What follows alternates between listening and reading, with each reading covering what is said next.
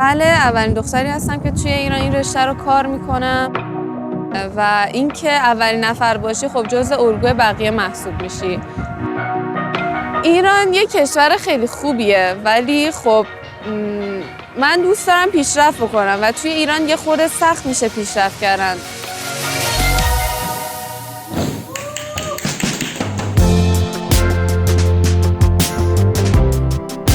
سلام، من عارفه هستم. من حدود 13 سالم بود تریکینگ رو شروع کردم کار کردن و حدود 5 سال تریکینگ رو به طور حرفه‌ای کار میکنم.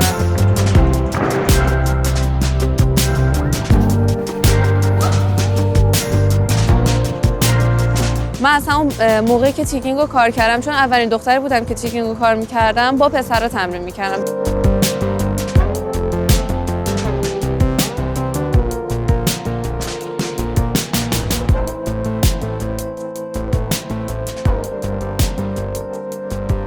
معمولا همه تریکینگ رو با پارکور اشتباه میگرفتم، برای همین میگفتم پارکور کار میکنیم. میگفتم نه، این یه رشته رزمی نمایشیه، پارکور نیست. پارکور پرش از مانع است.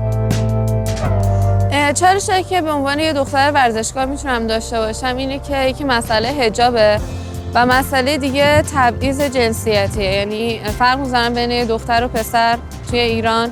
یه دختر ورزشکار نمیتونه خیلی جاها برنامه اجرا بکنه، خیلی جاها نمیتونه حرکت بزنه.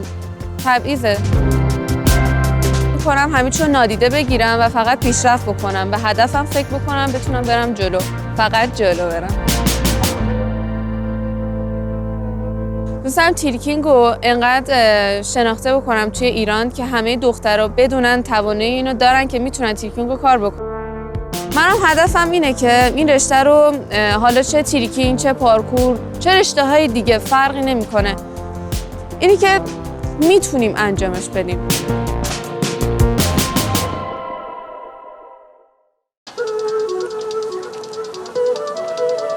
I don't have a model before me in Cambodian history. I told myself, okay, well, I don't have a model. I will be that model.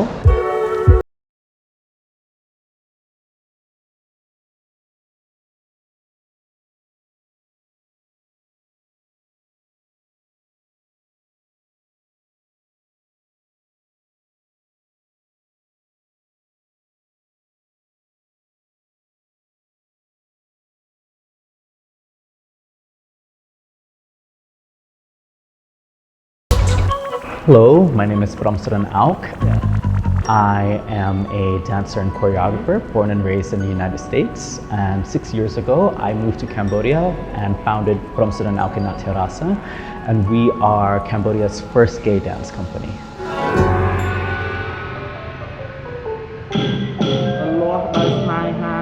I was always searching for a way to connect to my parents, to connect to my community, to connect to Cambodia. And certainly Khmer classical dance was the art form, was the tradition that gave me that opportunity and that bridge. I got a fellowship to come and make a project here in Cambodia. It was this kind of epiphany. If I wanted to serve this tradition, if I wanted to serve LGBTQ people and humanity, I had to do it from here. Some people have said, you know, men should not be dancing classical dance. And I, for so many years, pushed dance away because you know, people were calling me gay and calling me faggot. And so to protect myself, I really pushed that side of myself away. Like all over the world, you know, Cambodia is not a perfect place. There's a lot to be done in order for the LGBTQ community to be accepted and supported here.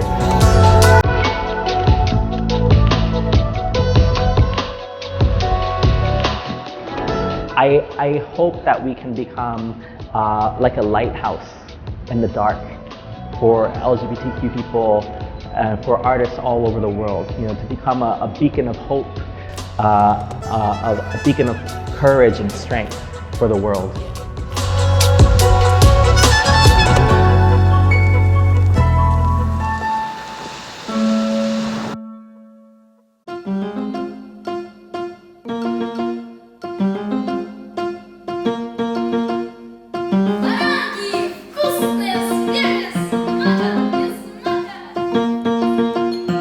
My name is Elizabeth. I am a visual performance artist in which I create living art paintings.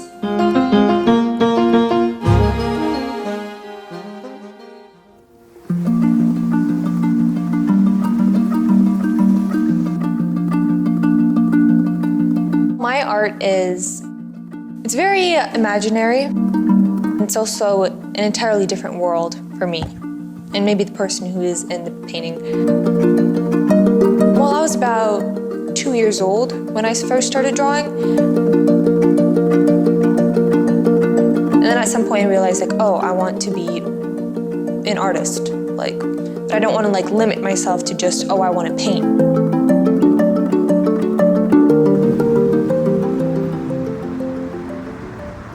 Today I will be working on a piece of artwork, and it is a peasant boy who is selling baranki, which is a kind of Russian bread, which was very popular in the old ages. Before I started this work, I was studying the costumes, how people behaved to kind of inform the model so that it's not out of place. I did receive a lot of criticism, and I was bullied a bit when I started, when people found out what I do. But I think it's part of being an artist. I mean, you're always going to be criticized.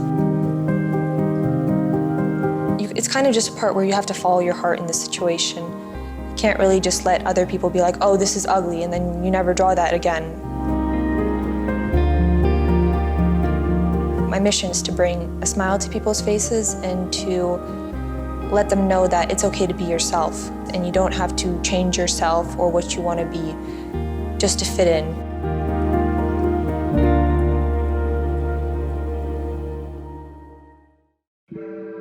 We design architecture like living organism. Many of the elements that are present in the air that our city produce, like CO2, NOx, PM2.5, these are pollutants for us, are negative for human beings, but they are actually nutrients from other organisms, such as, for example, microalgae.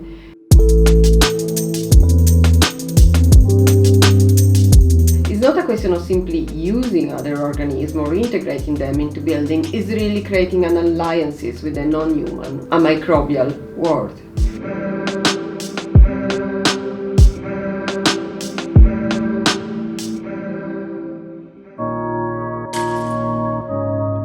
I'm Claudia Pasquero, I'm co-founder and director of Ecology Studio. I'm Marco Poletto, and I'm a director and co-founder of Ecology Studio.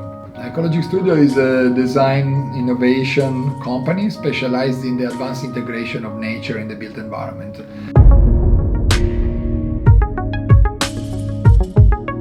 With Ecology Studio, we are trying to materialize the paradigm of carbon neutrality. The algae, it's a layer of nature that is pervasive. In fact, they are some of the oldest organisms on Earth, and so they have evolved an exceptional biological intelligence, which makes them, first of all, capable of surviving in very extreme environment, but also makes them extremely efficient at converting carbon dioxide into biomass. That's where we began to see a very exciting opportunity in terms of designing interfaces that would enable its cultivation in the urban realm. The project in Warsaw is called Air Bubble, and it takes the issue of air pollution and sort of turns it on its head. The ambition of the project is to demonstrate that it is actually possible to create a pocket of clean air where children can play safely and do so through the application of biotechnologies. So the project in Venice is called Beat by Robot and expand on the question of how we live together. We present a new form of household where that is inhabited by both human and non-human, and in this case non-human are multiple species of microalgae. The household and the public realm where the air get changed by passing through these microalgae.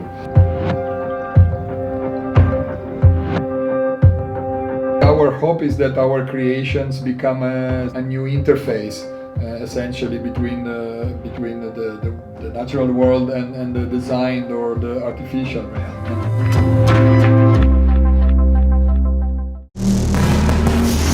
喺呢個科技發展迅速嘅時代，一切嘅事物嚟得快，去得快，但我就係唔一樣。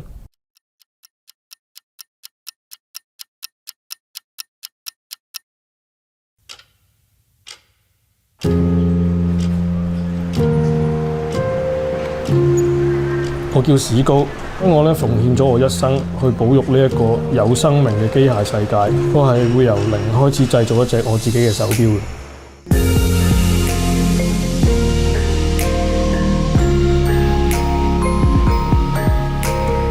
機械手錶呢個世界對我嚟講係好奇妙嘅，佢係有溫度、有熱情喺裏邊嘅。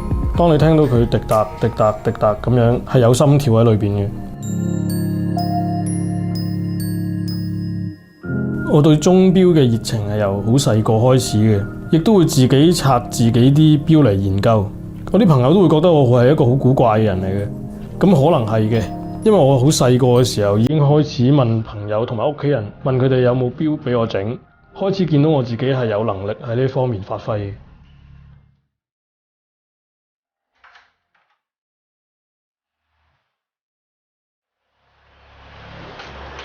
製錶就好似人生咁樣，有時候係好複雜、好困難嘅。我哋千祈唔可以煩躁，更加唔可以放棄，總會揾到我哋嘅解決方法。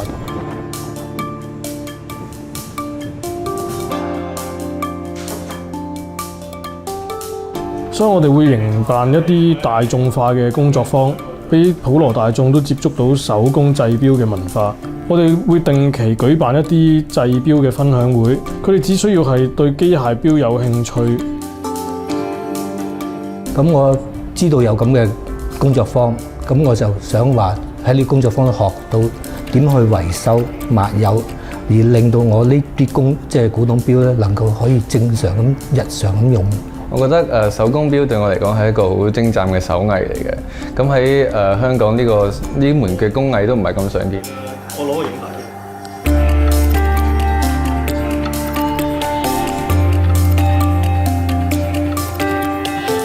有人問過嘅，話係咪名貴嘅手錶一定係會係俾翻啲好有錢嘅人呢？咁佢係一個工藝品，係一個藝術嚟嘅，藝術品應該係貴嘅。但係我覺得藝術係淨係可以俾有錢人先至接觸得到嘅。製錶係一個需要好有熱情同埋耐性嘅工藝，一般係由過百件零件嚟組裝成一隻手錶，而平均個手製手錶係要以6個月或以上嚟製造嘅。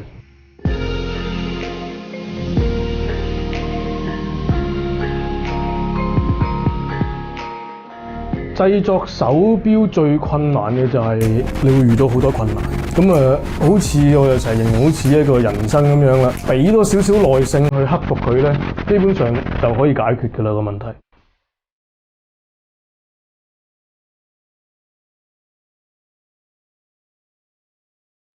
其實一有時間，我哋會盡量開多啲呢一啲分享會，等多啲人可以明白到手錶工藝同埋美術係啲咩嚟嘅。對我嚟講，可以啟發到新一代去接觸到手錶工藝同埋製錶呢個技術，係我喺呢個工作室最滿足嘅一部分嚟嘅。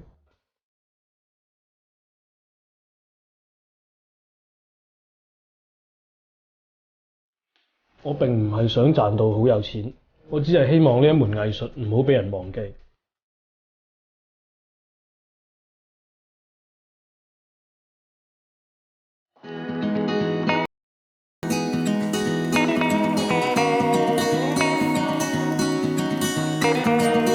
Meu nome inteiro é Vitória Vasconcelos Esteves, eu tenho 7 anos e meu objetivo nas redes é ajudar outras pessoas.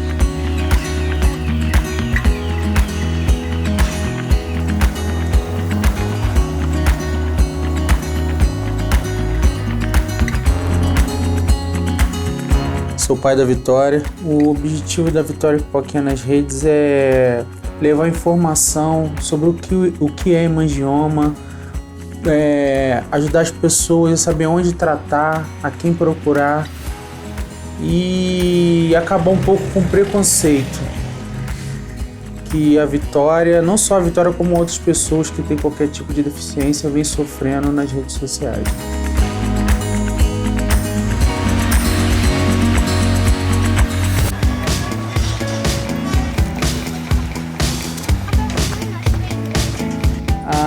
A Vitória já fazia vídeos em casa com a mãe e um dia a minha filha mais velha colocou no Twitter dela um vídeo da Vitória à noite e no outro dia de manhã já tinha estourado mais de 1 milhão. A Vitória, depois que ela descobriu os vídeos, a maquiagem, assim, ela se transformou. É outra criança, muito mais feliz, pra cima, né, Vi? Ela ama fazer os vídeos dela. E assim, a gente recebe muito incentivo do público em geral. Eles estão sempre elogiando, estão sempre preocupados, estão sempre perguntando sobre a vida dela, sobre o dia a dia. E fora as amiguinhas, né, filho? Sim. Então, foi muito gratificante, tanto pra gente quanto pra Vitória.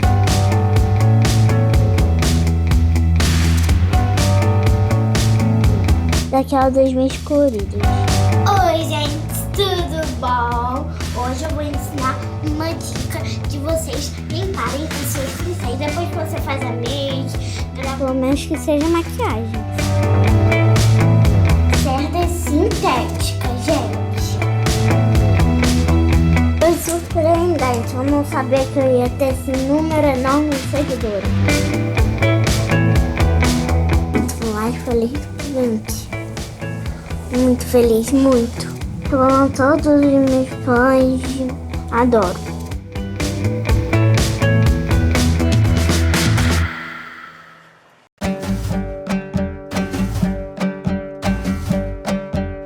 So the online campaign I began on September 11th, 2021, the 20th anniversary of 9/11. And on that day, I saw images from Kabul of so-called pro-Taliban women wearing something that I have never seen before in Afghanistan. And it confirmed my worst fears that Afghan identity is under attack. And I felt helpless, but I felt like I had to do something. So I uploaded an image of myself wearing traditional Afghan dress, and I made an appeal to Afghan women worldwide to please do the same.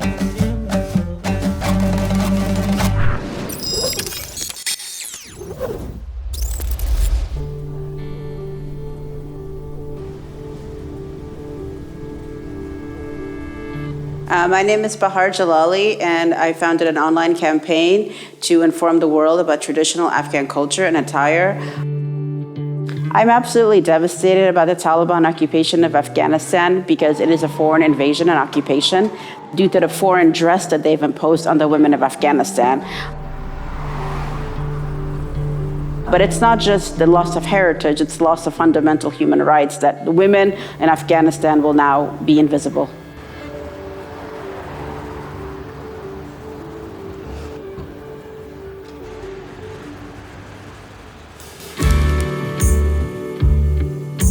I'm showcasing the traditional Afghan attire.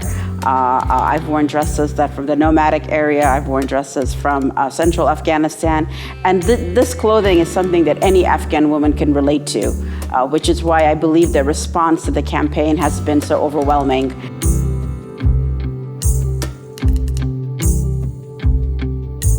My fear is that Afghan women will lose their fundamental human rights to have an impact on their society, to get educated in their own country, to work in their own country,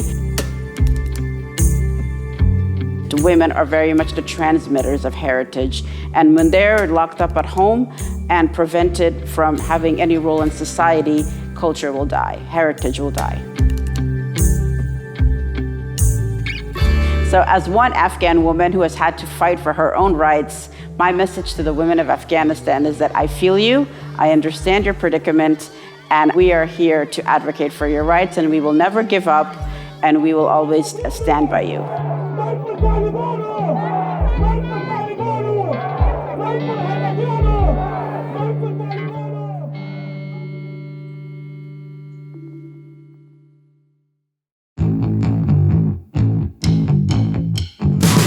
ก็บางคนก็จะมองถ้าเป็นคนที่แบบมีอายุเนี่ยเขาก็จะมองแปลกๆเนาะแบบเป็นผู้หญิงสักแต่บางคนก็ส่วนมากที่เจอเนี่ยจะโดนเหยียดด้วยสายตาค่อนข้างเยอะแบบมองเราแปลกๆซุบซิบนินทาอะไรเงี้ยค่ะสำหรับคนที่เป็นแบบสูงอายุหน่อยค่ะ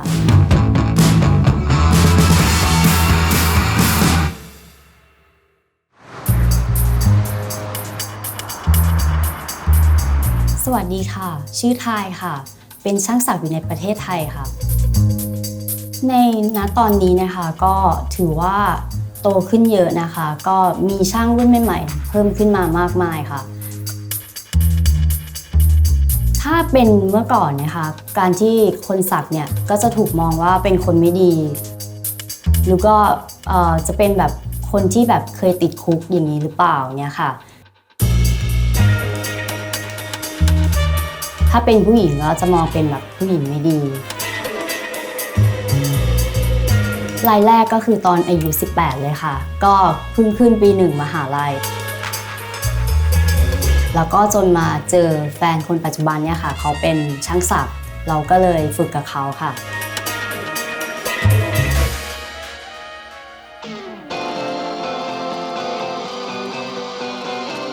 ก็ในต่างประเทศก็ใช้กันมานานแล้วนะคะก็จะมีชื่ออย่างอื่นที่เรียกว่า stick and poke อะไรประมาณนี้ค่ะซึ่งมันก็มีมานานแล้วแหละอย่างเมื่อก่อนเนี่ยค่ะคนโบราณเนี่ยเขาก็จะไม่มีเครื่องใช่ไหมคะเขาก็จะใช้แค่เข็มกับหมึกเพื่อสักก็คือใช้แรงเคลื่อนของมือเราอะค่ะค่อยๆจุดลงไปเรื่อยๆเชื่อมจุดจนเป็นเส้นนะคะอย่างบางทีทายก็ต้องไปแคสต์งานโฆษณาอะไรเงี้ยมันก็จะมีข้อจำกัดมาแล้วว่าห้ามมีรอยสักนู่นนั่นนี่อะไรเงี้ยค่ะก็ทำให้เหมือนเสียโอกาสตรงนี้ไปนิดนึงค่ะไม่ว่าจะเป็นหมอพยาบาลตำรวจหรืออะไรเขาก็สามารถสักได้แต่ประเทศไทยคือยังไม่ได้ค่ะอยากให้ยอมรับตรงนี้ค่ะว่าการที่มีรอยสักมันก็ไม่ใช่ว่าจะไม่ดีเสมอไปค่ะมันก็เป็นศิลปะอย่างหนึ่งนะคะก็เป็นความชอบส่วนตัวค่ะ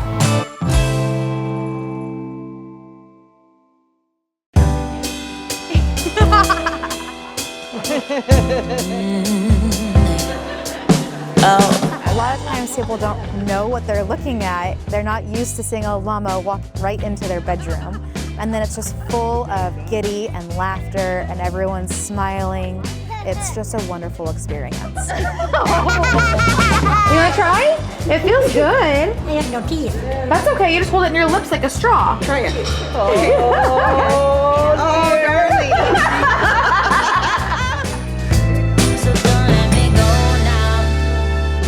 I am Shannon Joy, and I work with my mother with Mountain Peaks Therapy Llamas and Alpacas.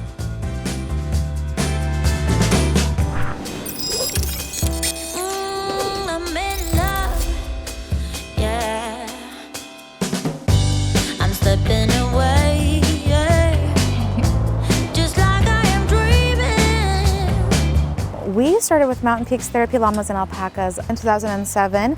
At that time, I was just a youth graduating high school, and my mom was a stay-at-home mom, and we had this really wonderful llama, and we just wanted to share him with our community. On a regular therapy day, I wake up and I feed the animals and then I'll go groom them. And that involves blowing all the dust and debris out of their hair, taking a wire brush to fluff out their fiber and clean it all out. We polish their toenails and get them dressed in a fancy outfit. And then we'll go to a variety of locations. Sometimes it's a nursing home, sometimes it's a rehab facility, sometimes it's a special needs school or a college to de-stress students for finals.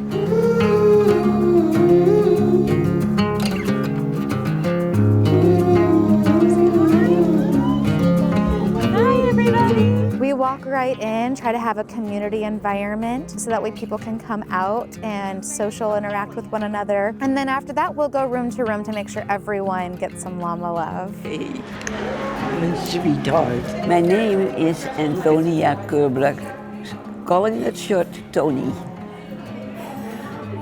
And she is my sister, Mary. You answer. Very happy. Llamas are just beautiful and well behaved. It is altogether very interesting, but my mind don't keep all of it. But when I see them, it comes all back to me, and Mary is always with me, so we always enjoy it together.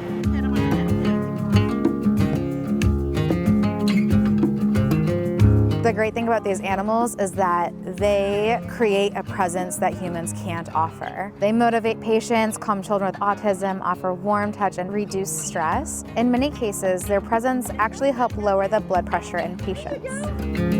I know we're going somewhere. You gotta let go of it. The reactions we get out of everyone is just so amazing and magical. What's really wonderful is we do work with a lot of the same facilities over and over again, and we can see a great improvement in the people that we visit. I love you guys. Our goal moving forward is to offer our whole farm as a place for therapy, and people can have positive and wonderful interactions with these gentle giants.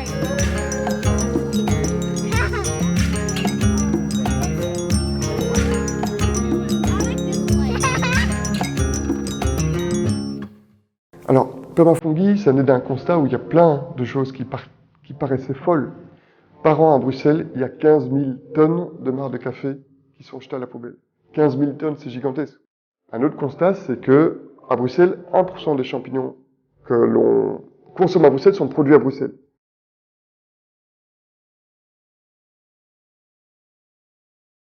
Bonjour, je m'appelle Julien et on est ici dans le projet Permafungi dans les caves de Tour et Taxi en plein centre de Bruxelles.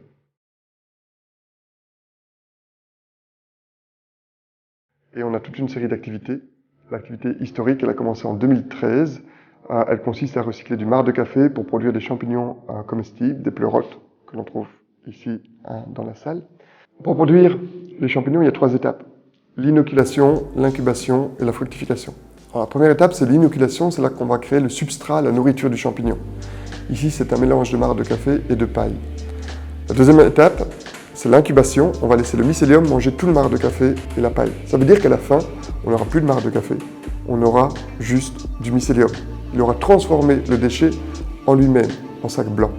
Et la troisième étape, c'est celle dans laquelle on se trouve ici, c'est de faire sortir le champignon.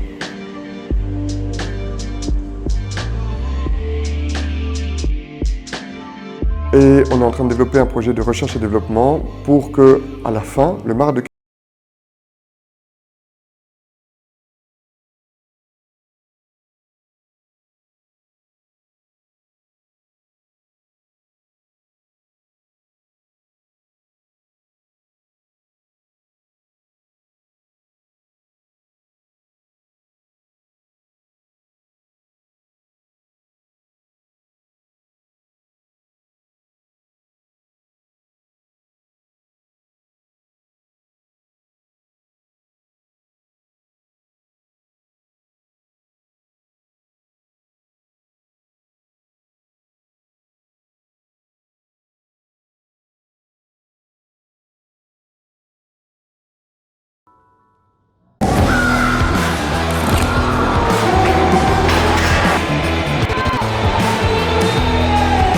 Siempre hay que rezarle al Señor para que no nos pase nada.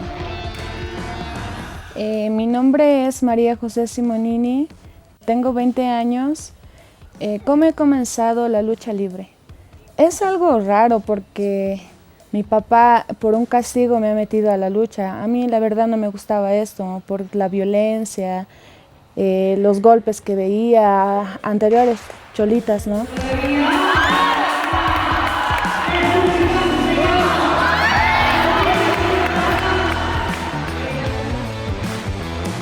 En la primera lucha no tuve la victoria porque no estuve preparada.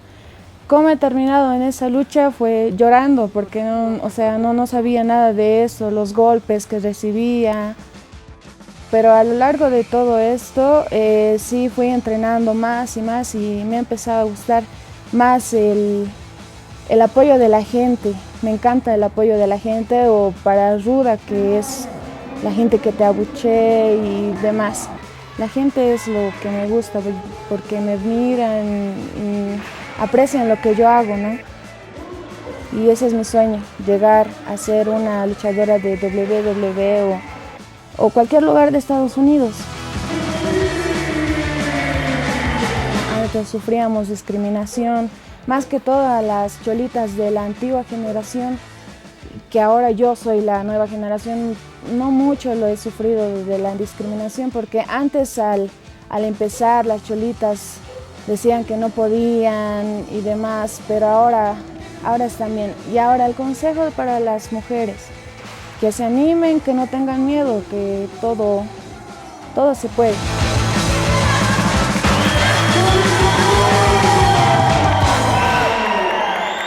I think paper is very similar to nature because it's very vulnerable and fragile. So having that quality in the material along the things that I represent, I think that it blends really well because it makes people respect the work.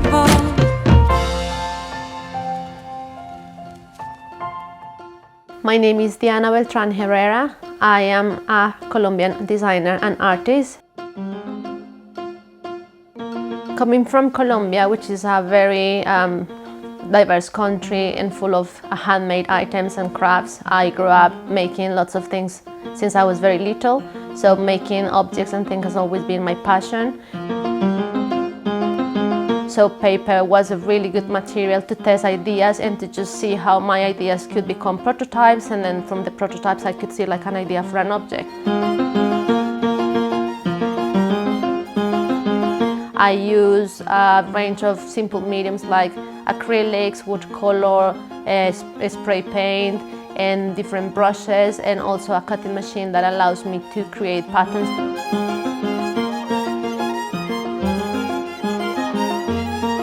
The effort and time I have put into taking my career to this level is endless hours of creativity. I am a very passionate and curious person about what I do, so I don't see this as a job, but as a lifestyle. I like to source information from books and images, and that allows me to start creating my sketches. Then I jump into the sketch part of my work where I work digitally, so I can submit digital sketches to my clients and visualize how my piece is going to look at the end. Then I jump into production, which is exactly cutting the paper and creating the volumes. And then the final step of my work is to do the documentation with photography. Currently, I am working on a campaign for an Austrian brand that produces food. And I think it's really interesting because it's replicating very complicated objects and trying to make them look like the real ones. This campaign is to showcase biodiversity and green soil, so I think it also blends really well with my work. It's been every single day in my life that I have put a lot of love and a lot of attention to what I'm doing. I think also I'm sharing everything that I do, and I think sharing is the most important thing, to never be afraid.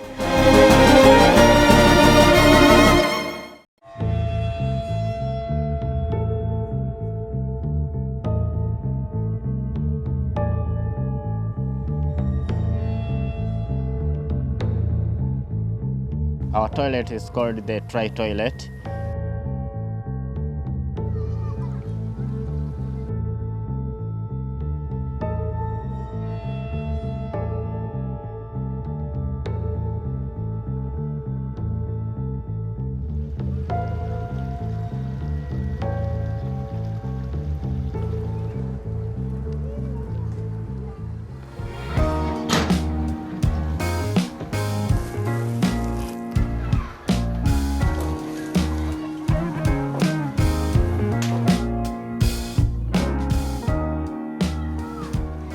use dry toilet so that we can harvest the manure. I mix it with the sawdust soil with the dry material.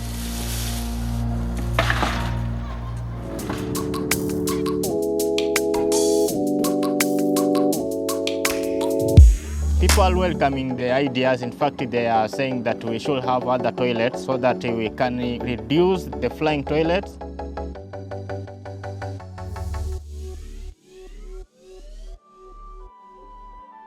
The government has allowed us to run the project and to sell to the farmers. So our manure is used to plant all types of the project, especially food crops. Food crops, it does well with our manure. The manure from the shops has chemicals that destroy their soil. This 1 week old. Then this one was it was 3 days back. And also, if you can see it is very wet, which means that it needs more time so that it can be mature.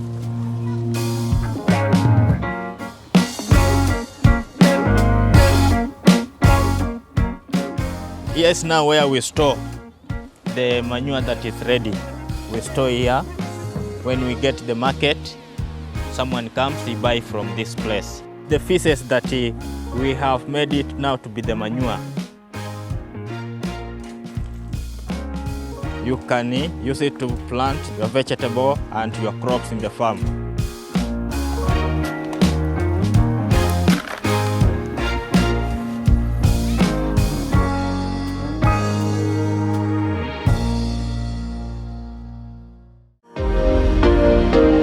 The Philippines has 13 million people without access to electricity. Even people in urban areas, they cannot afford electricity rates which are the third highest in Asia.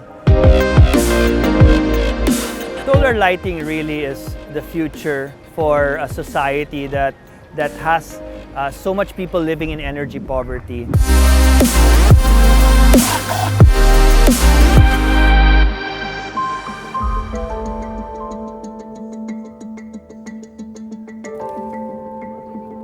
My name is Ilak Diaz. I'm the founder and global director of Litter of Light. My work basically started in one of the darkest moments, which was Typhoon Haiyan, where more than 4 million houses were destroyed and 10,000 lives were lost. One of the first things I did was really specialize in alternative construction. One of the things that happened was really these areas were not connected to the grid. And so we began teaching women that were bringing their kids to school how to build solar lights so they have light at home, so that they can shift away from maintaining a village full of kerosene lamps into one that was sustainable.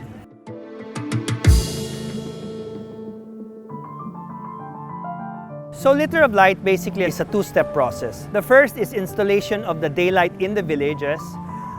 This allows sunlight from the roof to go through a litter bottle water, and with bleach to stop algae from growing it or becoming green, light would bounce inside and light the house with it's almost like a 50-watt incandescent bulb. When they save money during the day, they actually save money to buy solar light for their house. So the Light It Forward challenge is like the ice bucket of the 2020. What we did was we asked people to challenge other people how to build solar lights from home. We would ask people to give 30 minutes of their time to give 5 years of solar lights to others. So the artwork that you see here is a result of that. The strength of the idea is to give the power to thousands of hands instead of centralizing it in one area.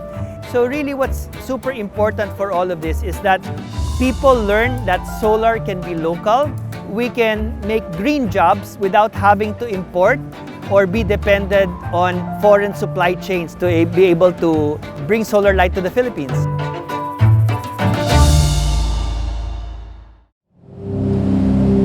Yo llegué hace 23 años. Desde que llegué he notado un problema con las tortugas y cómo la gente las trataba. La mayoría de ellos asocian a las tortugas con la tradición de comer, vender o traficar con ellas.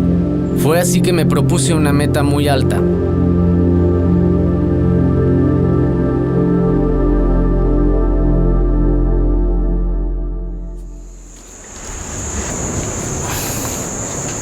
Mi nombre es Roberto Lugardo Quevedo y estoy a cargo de este campamento que trabaja en la protección de las tortugas marinas.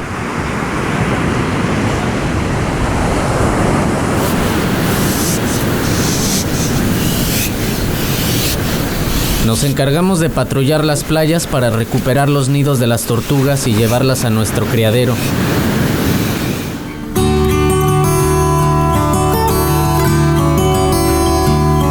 Una vez finalizada la fase de incubación y que nace la tortuga bebé, la llevamos de vuelta al mar. Normalmente recuperamos de 50 a 60,000 huevos. Mi meta era recuperar 100,000, no lo he alcanzado, la verdad.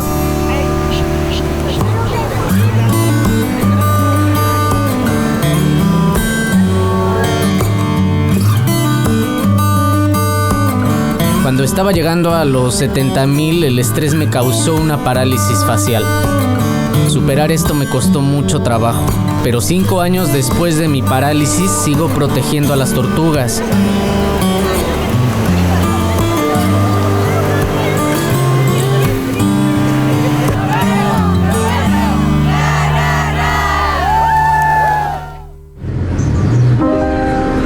Esta región tiene por lo menos de 100 a 150 restaurantes dedicados a la venta y tráfico de tortugas. Supuestamente hay 10 leyes federales que deberían enviarlos a la cárcel y multarlos, pero no lo vemos. Venden libremente en las calles y frente a las autoridades, pero nadie ha sido penalizado.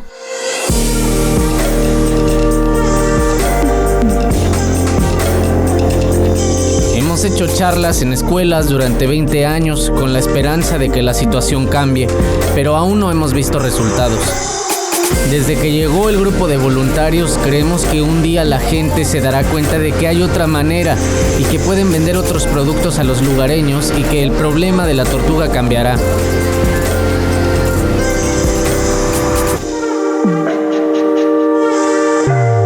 Todavía creemos que algún día la situación de las tortugas puede transformarse y mejorar.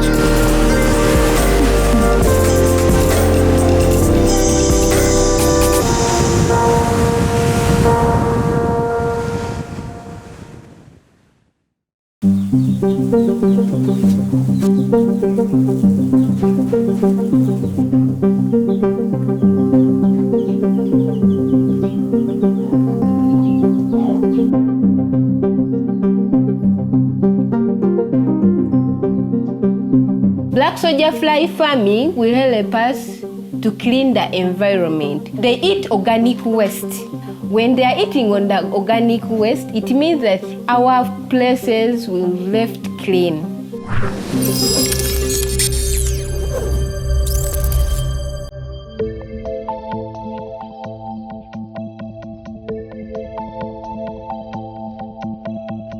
What is interesting about black soldier fly farming is they multiply very fast. So any farmer can do it in your own way.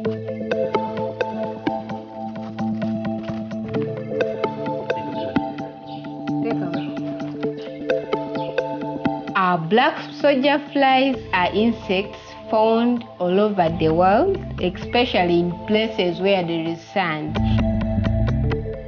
It lays over 500 to 800 eggs. That means you can produce it in large quantities. Black soldier fly has 4 stages, whereby we have the eggs, larvae, pupa, adults. Adults are the flies.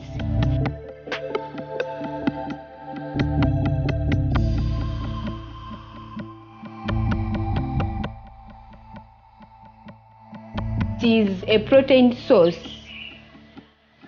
In animal feed, it helps us to decompose organic waste, which forms fertilizer, the one we use in our gardens.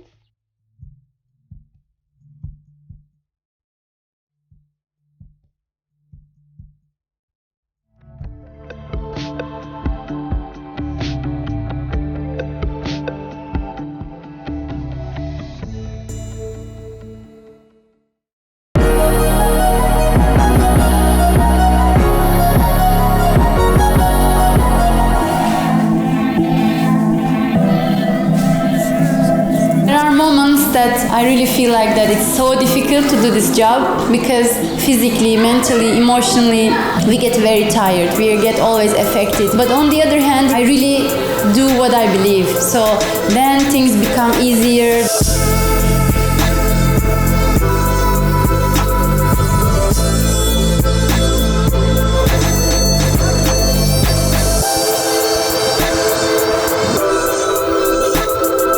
There is lots of issues that children suffer. It's child labor, it's early marriages, no access to education, cultural, social events.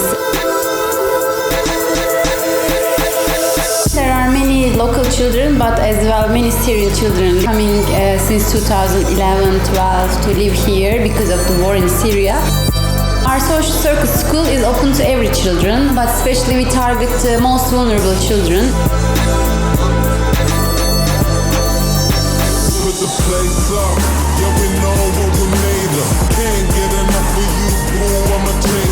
Our main philosophy is like we are here for children, and of course everything is for free. They have endless access. They can come in and enjoy all the activities.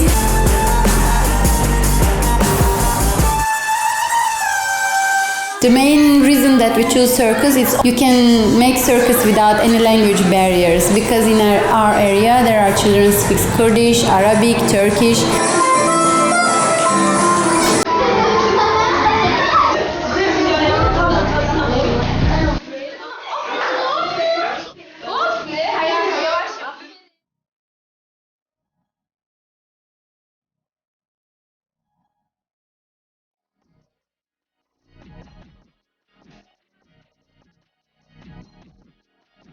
We provide them a space where they can learn together social circus, art, music.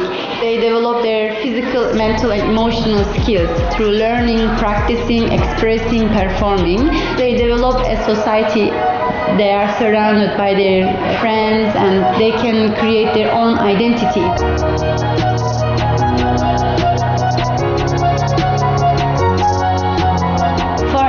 When there is a human pyramid, this is a game to build a trust on a team, but also it's like a personal trust. You have to be strong enough to provide support to the others.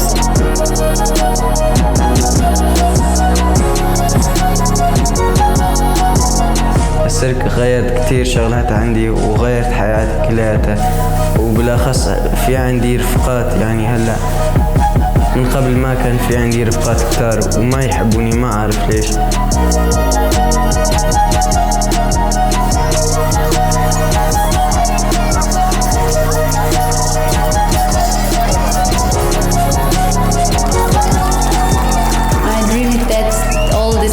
Local children that participate in our activities, they are growing in the circus, taking our places because we just started and we continue, but our ultimate dream just to let everything to them and then they can continue and we can just support them from remotely.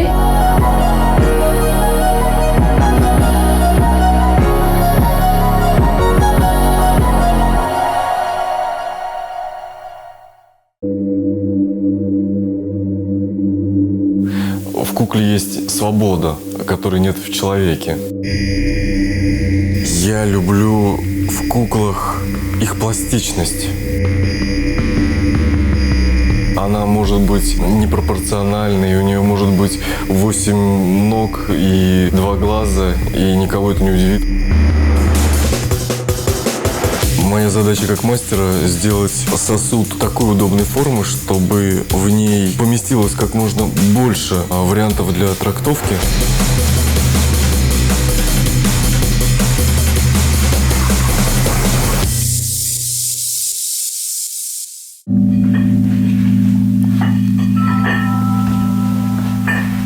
Кукол я делаю с детства. Я все детство провел с коробкой пластилина.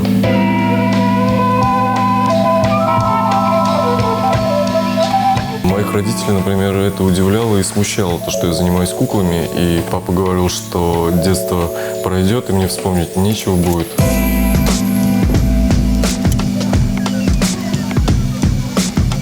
Совсем профессионально я стал этим заниматься, когда переехал в Петербург лет 10 назад.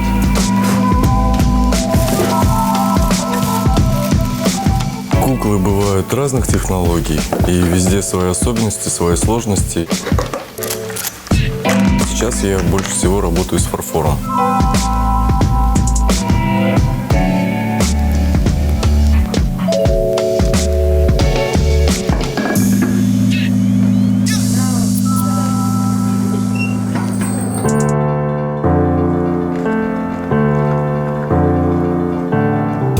Этот пласт современной культуры, уличный стрит-арт, он оказался совершенно не освоен. Куклы.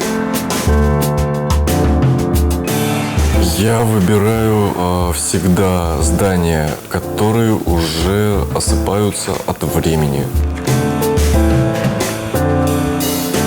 Я ищу такие места, в которых была бы атмосфера, и часто атмосфера подсказывает, какой здесь персонаж должен появиться. В разрушении есть своя красота.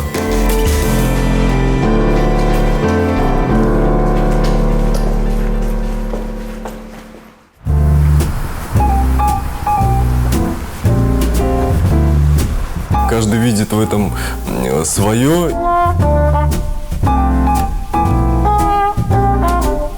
Кто-то видит в этом какое-то что-то похожее на буддистские мандалы, которые создаются долгое время, а потом в одно мгновение разрушаются. Кто-то в этом видит цветы, которые проросли сквозь здания. Кто-то в этом видит кротовые норы, черные дыры.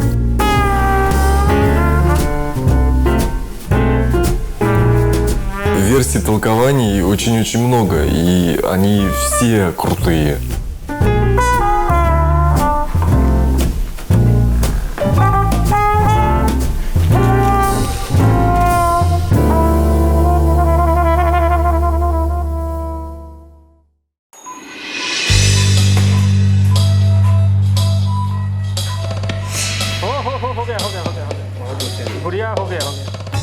We all believe that it is the right of every single citizen to have access to quality health care.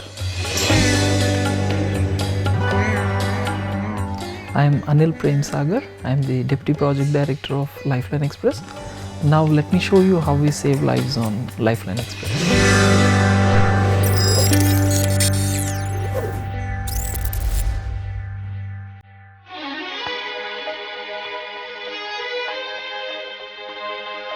Lifeline Express, which is the world's first hospital on a train, started in 1991 from a small village, and since then it has been no stopping for the past 27 years.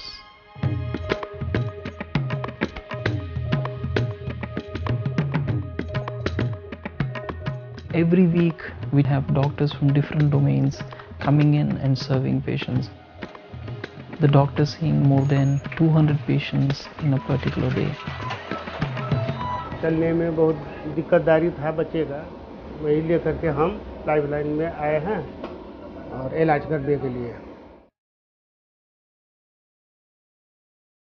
Unfortunately, the rural health system in the country has a lot of gaps because of inadequate health personnel who are not willing to go and serve in these rural areas which are very backward. That is the reason Lifeline Express reaches out to the people in the rural communities and provide quality healthcare services to them. Lifeline Express has two well-equipped and sophisticated operation theaters which have the state-of-the-art equipment to operate on patients.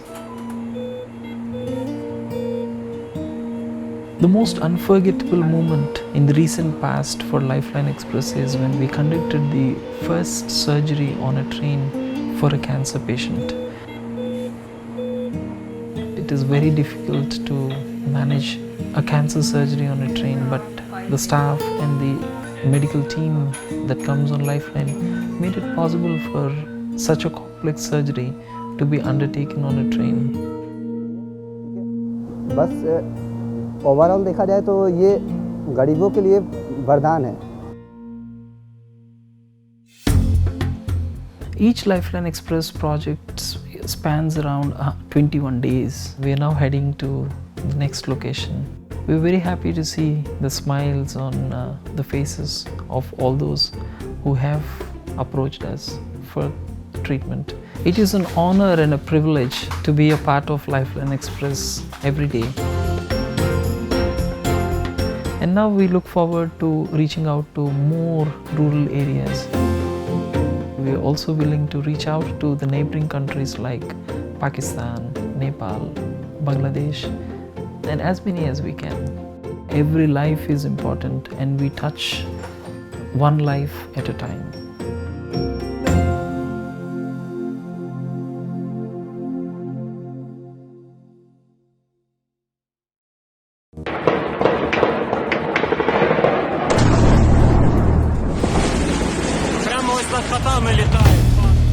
We are now on the 6th day of war.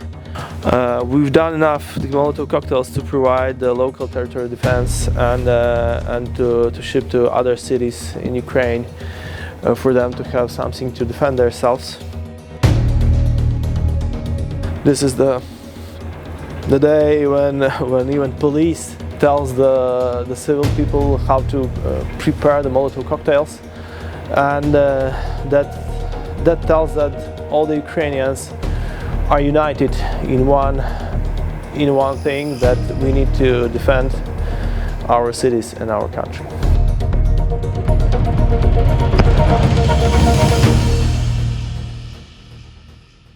My name is Taras Maselko, and actually I'm here to show what we are doing for our defense. These are the Molotov cocktails which we produce, which our guys, which we normally in normal life produce craft beer. They started to produce Molotov cocktails, and you will see Putin here, because this is the label of the beer, Putin Huilo, which means that Putin is a dickhead.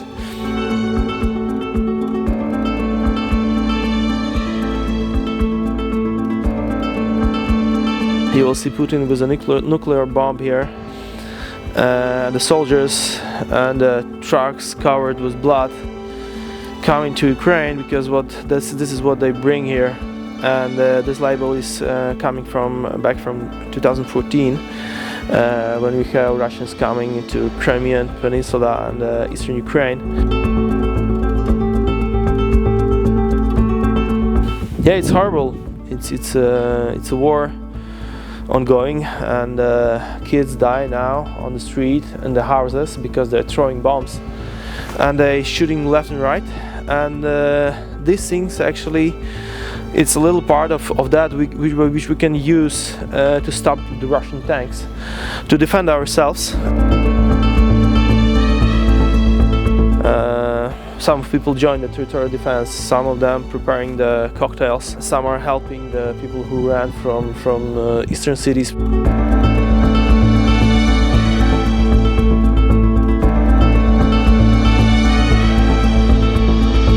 We need to stay brave, and we will stand till the last to defend ourselves, to defend our cities, to defend our families, and to defend our country. I'm inside of a garage, bleeding out. I see blood dumping out of my stomach, pouring out. I ran right out of my shoes. I don't even remember that. This is one of the worst ghettos in Detroit, or even the world. And all I could think about, man, I don't want my girl to get the phone call that my body was found dead, bleeding out in the hood. So I said, I'm gonna live today.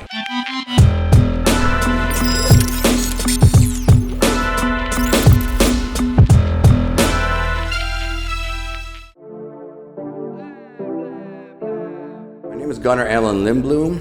At age 14, I was indoctrinated in a life of crime, organized crime, through my uncle and some members of my family. For the record, I'm done trying to make y'all comfortable. Nobody knew that. I didn't share with anyone, because I was told never share anything outside of the family. For the record, ain't trying to link no time to waste. Then we started selling drugs, and I got involved in my own drugs and bad habits and gambling. Eventually, I started doing armed robberies. I started doing bank robberies. At the very end, before I went to prison, I didn't care anymore. I wasn't getting signed off on, meaning I was a maverick. Nobody was giving me permission to do nothing. I was keeping all the money, so the family's like, you know what? You know, we can't help you. 17 capital charges, all of them carried life. And in the end, I couldn't beat any of them, so I took a plea agreement, and that put me away for 13 to 50 years. And so at that point, the game was over.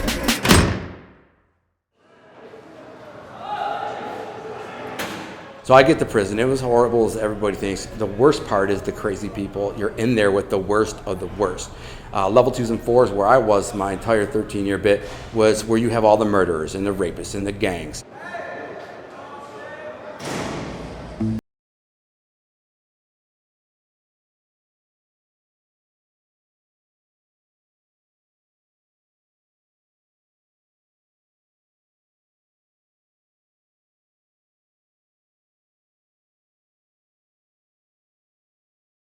I told myself, I'm not going to be another number. I'm going to walk out of here. I'm going to write these stories. I'm going to write these novels.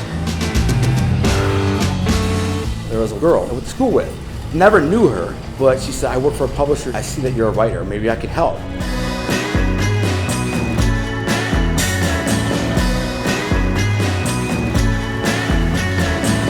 She said, I was shocked when I read this book. Could not believe how well it was written. She started writing me through letters, and we hadn't talked on a phone at all for a year. I'm literally 1,000 pages of letters we wrote. But eventually she started to say, you know, I feel more than friends here. We call it the painted line. We can't cross that line. I have 7 years left in prison. You can't fall in love with me. But she did, and I fell in love with her, and one day we just decided, let's get on the phone and talk, and she waited 6 years for me.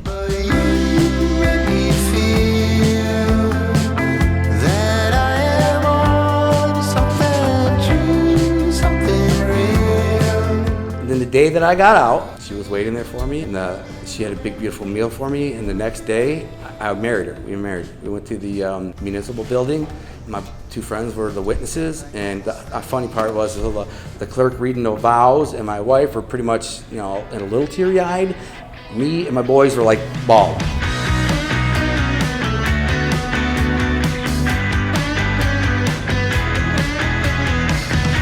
And then I published this book, To Be a King, and right away, within 72 hours, it cracked the top 100 in the world, peaking at 28. And everybody's saying the same thing. Why is this not a movie yet?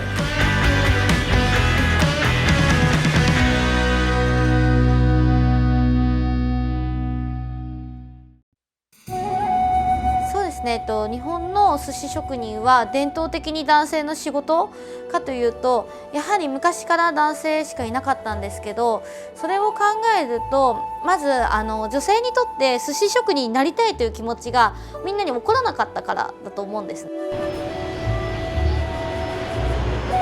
は女性の寿司職人の人がトップシェフとして活躍してもらったり、自分で経営とか、あとはそういう発信とかお店を作るとか、そういった上の仕事もやってもらいたいので、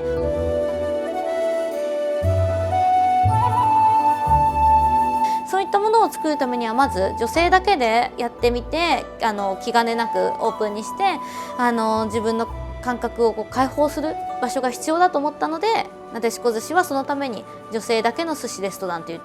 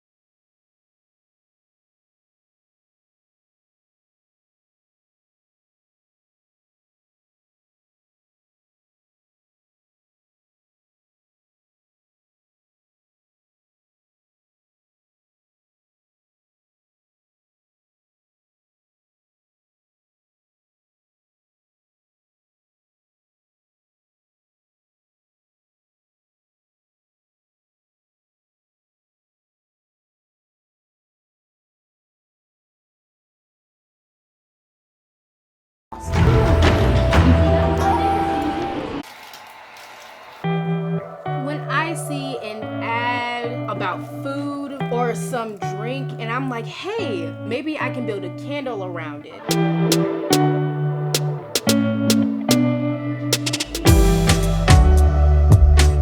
My name's Kiera, I'm 15 years old, and I'm the CEO of Candles by Kiera.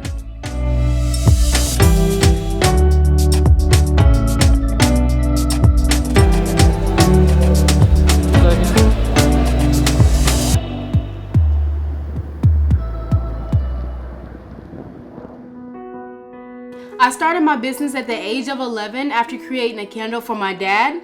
I wanted to do something different for Father's Day, so I looked up candle making videos and I made him the chocolate chip cookies and milk candle. Mom took a picture of me and posted the picture on Facebook, and I got a lot of positive responses, so I decided to start a candle making business. My candles are made with all natural soy wax. This is the chocolate chip cookies and milk candle. It smells like fresh baked cookies. This is the strawberry blast shake. This one's my favorite. This one is the luxurious lavender. I came up with this candle during quarantine because I figured most people like my mom and even myself were looking for something soft and relaxing. This is cinnamon swirl cappuccino. It looks like a cappuccino you would get from a cafe. This is the pineapple explosion. People say that my candles are very unique. They say they don't want to burn the candle because they don't want to ruin design, and I tell them, hey, it's a candle, you have to burn it. One of the challenges I faced is time management because I have a very busy schedule and I was just going around and I couldn't get anything done. But my mom taught me something called time management. Now I'm able to have a balanced schedule. So when I come home from school, I'll melt my wax, and while my wax is melting, I'll start working on homework. And then once I'm done with homework, I'll pour candles, and then once I'm done pouring candles, I get to go practice volleyball.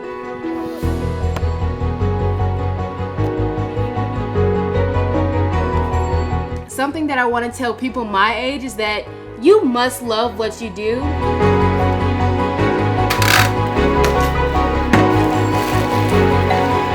My motto is that a young creative mind can grow a business and they do not have to wait till they're an adult to achieve their goals.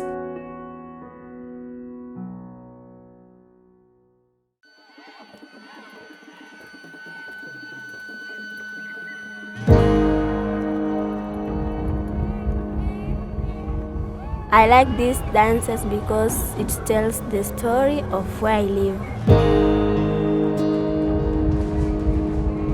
What I like most in this dance, it's because it's make me active in the society. When it comes about mental health, if you dance, maybe you can forget many of your problems.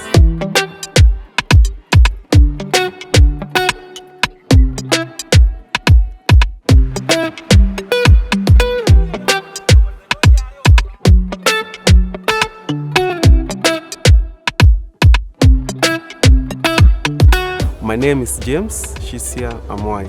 I'm 29 years old. I'm a dancer by profession.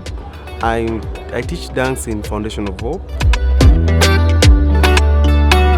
We saw many youths, they're having many talents here in Kibera.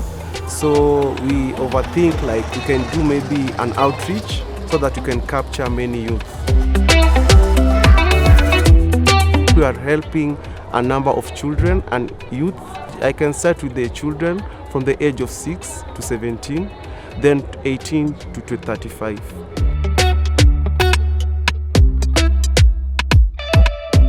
I do all kinds of dances like ballet, contemporary, Afrofusion, African dance, Latino. I like traditional dance because African dance is my culture and it's good to explore what you feel.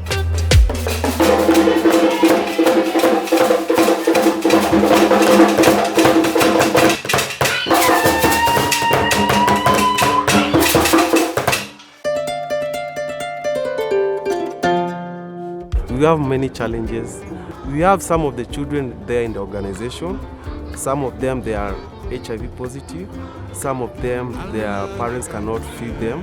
they cannot give them the shelter. So we take them to organization to take good care of them. My happy moment it will come when I see some of them, my students, they are in a good position in life.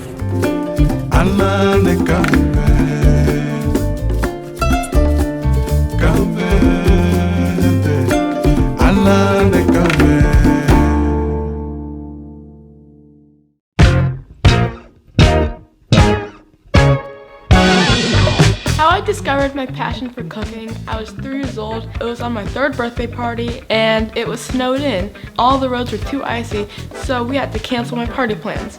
I was upset, but I didn't want to let that stop me. So I asked my mom if I could make my own birthday cake. The cake was a huge success and I've been cooking ever since. My name is Julian Frederick, I'm 13 years old and I'm the CEO of the Step Stool Chef.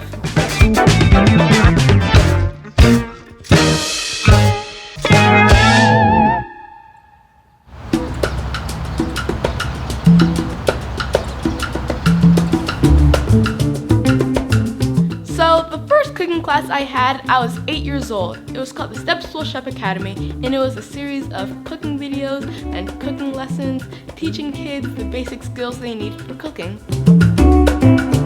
A lot of kids really like the recipes that I share because it's really easy for them to make from start to finish, and they can make it with little to no help from an adult, and that is really empowering because you have your own control and you're doing things by yourself.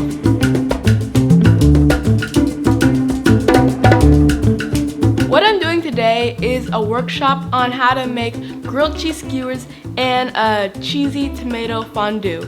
And the cool thing about this is I've been getting a lot of corporate partners who want to get a younger audience and engage in a younger audience.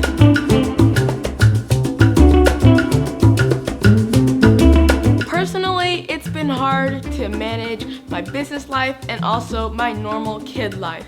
Because while I am a business owner and a CEO, I'm also 13, so I have school to go through. So aside from cooking kits and cooking classes, I also have my very own book. It's called Business Success Secrets. I co-authored in this. It's a bestseller on Wall Street Journal and USA Today. In the future, I hope to launch a brand that's synonymous with kid cooking, so kids all around the world can come to this community where kids are the chefs and parents are the assistants. My message to kids that are my age is never give up, never let people tell you what you can't do, and always keep trying, because it's alright if you fail, because failure is part of learning. It's alright to fail, but it's never alright to give up. So just keep trying, never stop.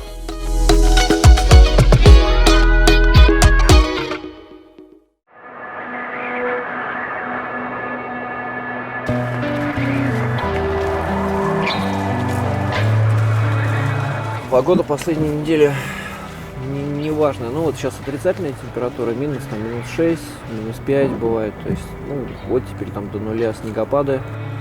Поэтому людям, которые живут на улице, конечно же, сейчас в это время особенно нелегко.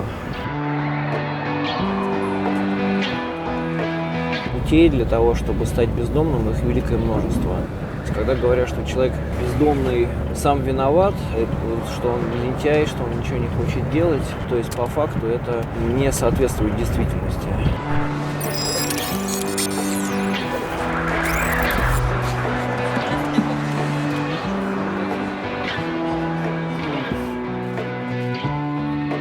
Пускай будет приятного аппетита.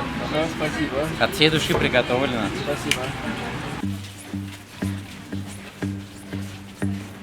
Меня зовут Игорь Антонов, я живу на улице, да, с 6 вечера до 12 ночи. Я занимаюсь проектом «Ночной автобус».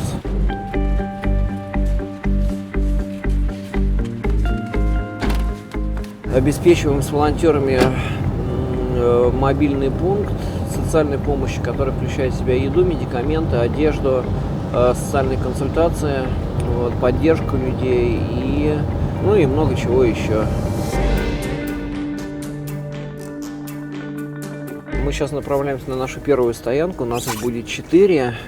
Там будет порядка, человек 20-30, я так предполагаю. Вот, мы будем людей кормить горячим питанием, горячей едой. Сегодня у нас гречневая каша с мясом. Что ж так сразу можно было? Ложечки разбираем? Которые первый раз пришли к нашему ночному автобусу, то я буду с ними общаться на тему того, как они видят свою жизнь в дальнейшем. Может быть, у кого-то алкогольные проблемы, вот, кто-то из тюрьмы освободился, вышел, не знает, куда ему дальше двигаться в этой жизни. То есть постараться человека подхватить максимально в самом начале того, как он оказался на улице. Перекись не понимаю, как, что и где он стоял. Все? Давай, вставай.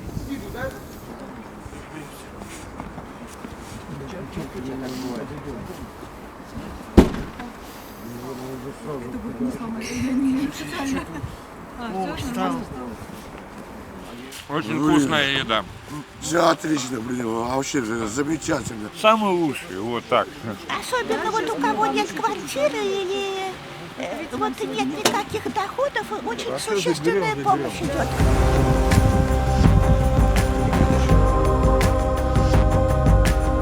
И случаев, когда с нашей помощью люди уходили с улицы, люди меняли свою жизнь, их действительно очень много. И это, конечно же, придает силы мне и нашим волонтерам, и сотрудникам. Такая обстановка, она ближе к дружеской, что ли, то есть чтобы наши стоянки, наши остановки были не просто местом, где мы людей кормим и все, то есть чтобы это было какое-то место общения, место какого-то там, душевного, может быть, морального отдыха, то есть чтобы человеку раз в день было куда прийти.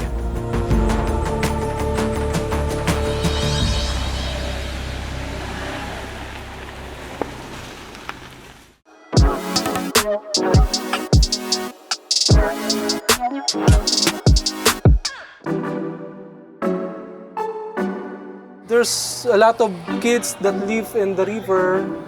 I found out that sometimes they cannot go to school. And at the same time, we have children live in the mountain. The Balsa Basa program, it is an outreach program for the kids who cannot attend classes or for the out of the school who cannot go to school.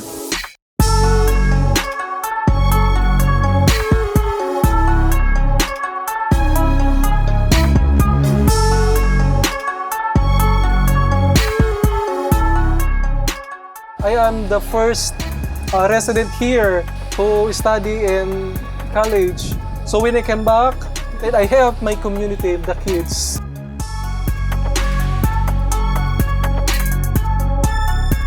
When I was transferred here in San Jose Elementary School in Dunsol, in 2013, I found out that there were more non-readers here, even in the intermediate, in the grade 4, grade 5, grade 6. So I had to do something to eradicate the non-readers. You cannot go to school when it's raining hard or during farming season because their parents asked them to help them. So I told the parents, please ask the children to come back in the school. But sometimes they cannot make it because of the factors.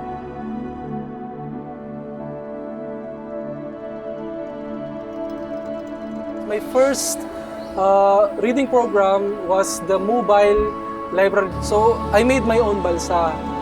The balsa is the raft. It takes an hour to travel in the river.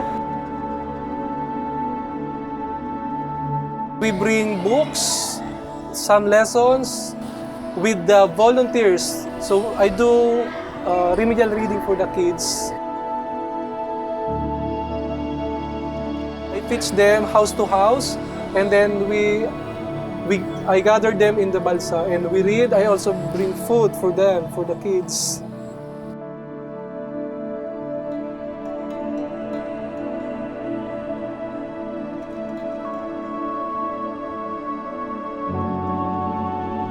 now they can comprehend, they can easily communicate with their teachers, they can comprehend what they have read in the books. This reading program helps a lot the performance of the kids because it increases the national achievement test from 51 to 71.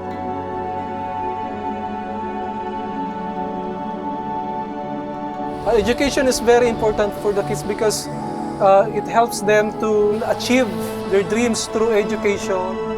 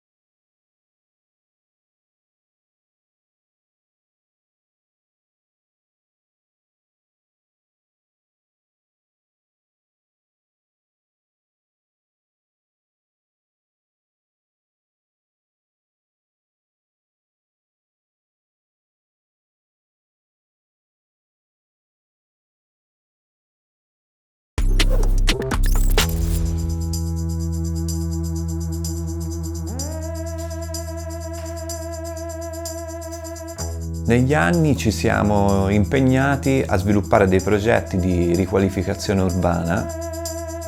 Noi creiamo dei progetti ex novo, da zero, e li presentiamo ai comuni, alla regione, partecipando a bandi e cercando di vincerli.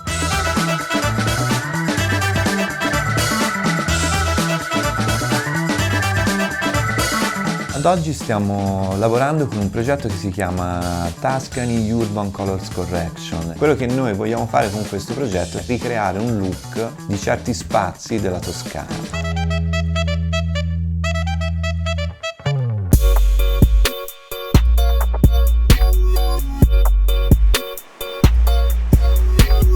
In questo progetto mettiamo avanti a tutto l'aspetto della relazione umana.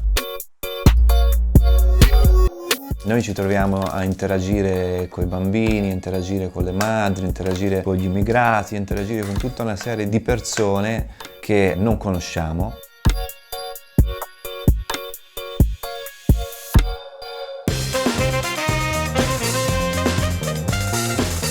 Ci siamo accorti che non è tanto il murales la cosa principale del nostro lavoro, quanto il momento di inaugurazione.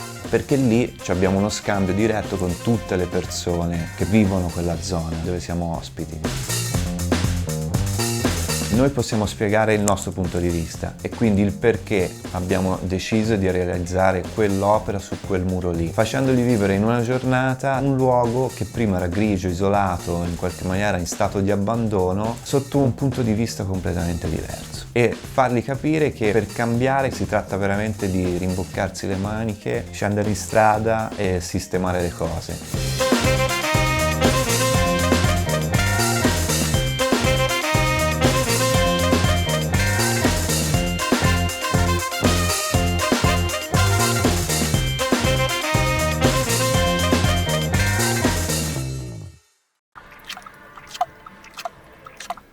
Interacting with Lilo is very special because not very many people have seen a pig in the real life.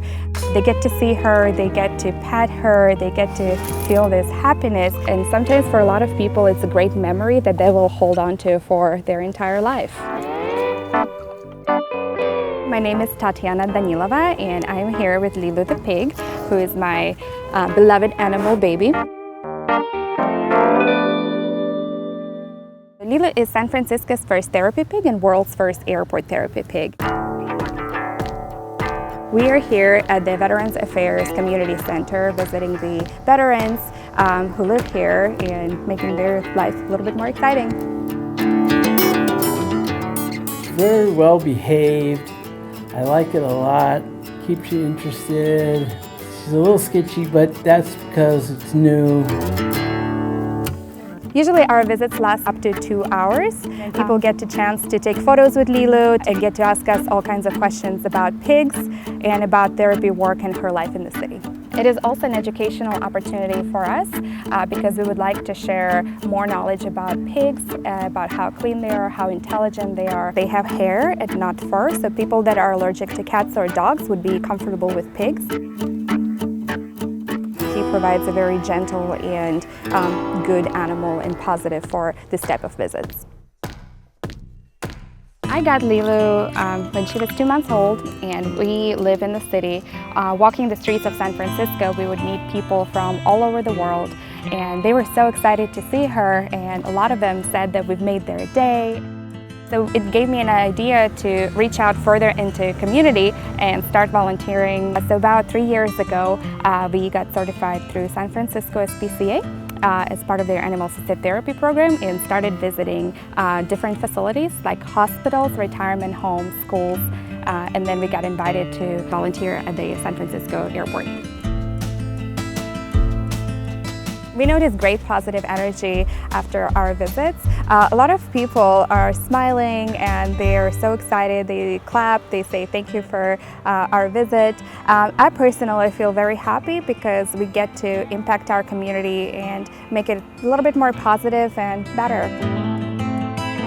I hope that in the future we get to meet even more people. We're going to raise the awareness about mental health, about human-animal bond, and about pigs. Pig education, about how amazing pigs are, and maybe some people will reconsider eating pork or eating meat, but we hope that we can make more people happy and bring a lot more positive energy into this world.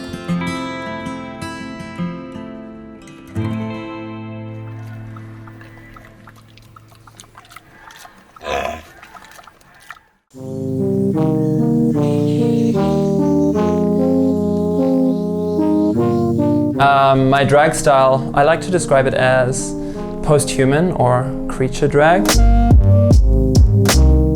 and try to consciously be as bizarre and strange as possible, just to allow people around me to also be strange. I like to create that moment.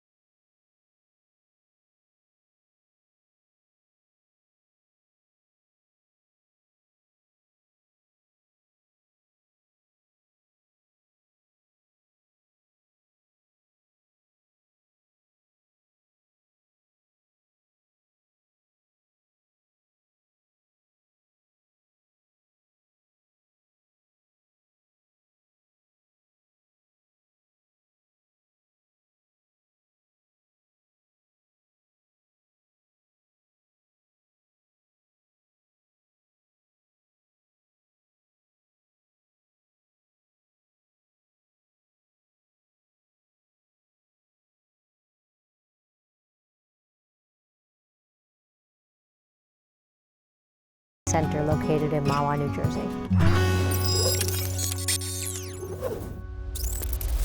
Pony Power was started in 2000 as a result of one of my own children needing a particular intervention with using horses and nature-based programming.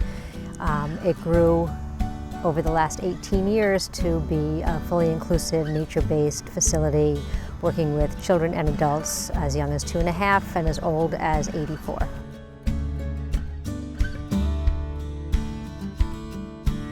Pony Power offers a variety of programming to address physical challenges and special needs, emotional, behavioral, stress-related.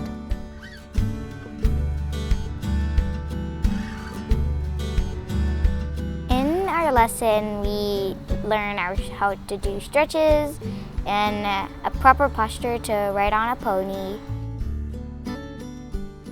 I like trotting because I like how the movement goes up and down. It's fun.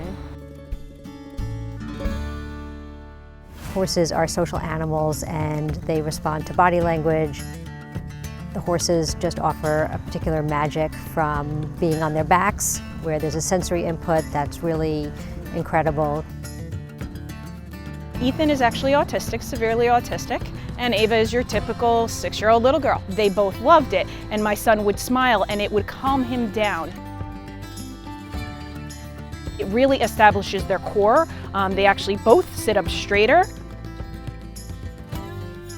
The best way to interact with horses, in my opinion, is to first take a deep breath and really pause for a moment before you interact with that animal. That animal is going to receive your energy, and at that point it will be really clear if it's a good situation or not.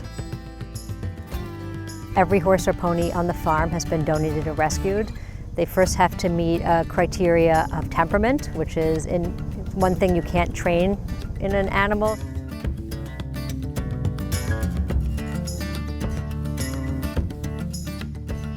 There's just something natural about being with a horse, and it does promote joy, it does promote mindfulness, it keeps you really present in the moment, and it's fun.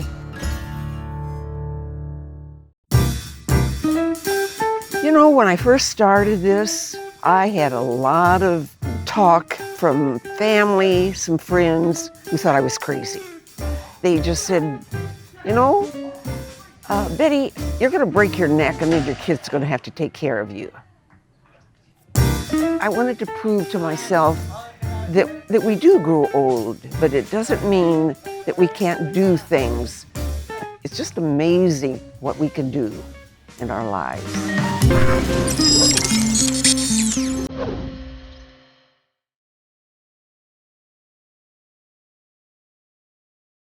Hi, I'm Betty Goodhart, and I fly on a trapeze at Trapeze High.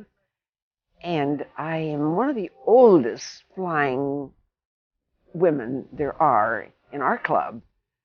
I just turned 89. So it's been 10 years now.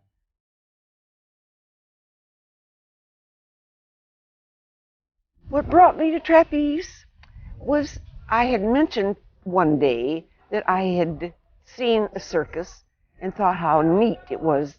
Those women were flying and catching. And I would like to try that one day. Well, on my birthday, one of my friends gave me a free ticket to come to Trapeze High and see how I liked it. How do I do what I do at my age? I enjoy coming here. You just can't be in a bad mood at trapeze. But I thought it was going to be good for my brain, simply because you have to think quickly, you have to be conscious of what you're doing every minute. As you get older, we need to do things like that. I do believe that I'm changing other people's ideas about growing old. They see me and they think, gosh, if that little old lady could do it, so can I. And that really is what I'm supposed to be doing right now, I feel.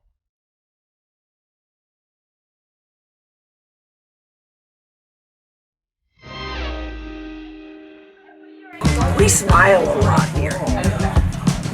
What I'm learning from this sport, first thing was patience. Believe me when I say that I worked on a trick for 1 year and didn't catch it. And then one day I caught it, so then I knew that I could do anything is possible if you work at it and you really want to do it. I proved it to myself. If you really want to do something, do it with all your might and enjoy the journey. I like that word, journey. This is my journey. If someone told me I was too old for trapeze, I would just look at them and smile and probably say, you're wrong. I'm not too old, and I will do this as long as I think I can.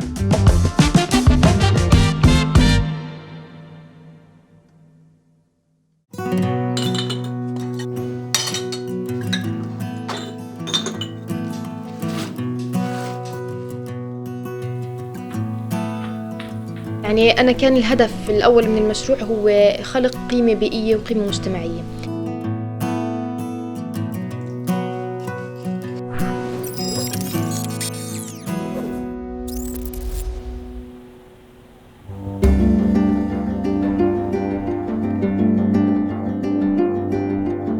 روان رجب 21 سنة، طالبة تصميم وفنون تطبيقية في جامعة فلسطين التقنية خضوري.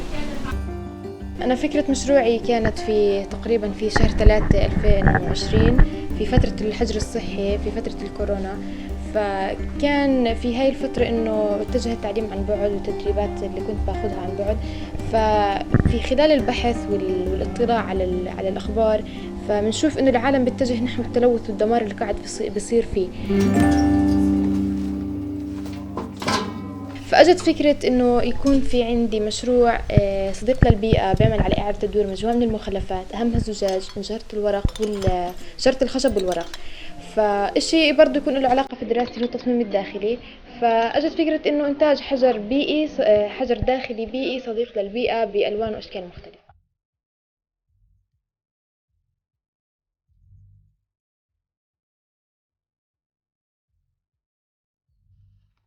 أنا مشروعي تقريبا صار على أرض الواقع 3 أشهر. في طلبيات تم إنتاجها، تم توصيلها ورد الزباين عنها. القيمة المجتمعية حسيت بالفرق على مستوى الحي، وهذا إنجاز كبير بالنسبة لإلي.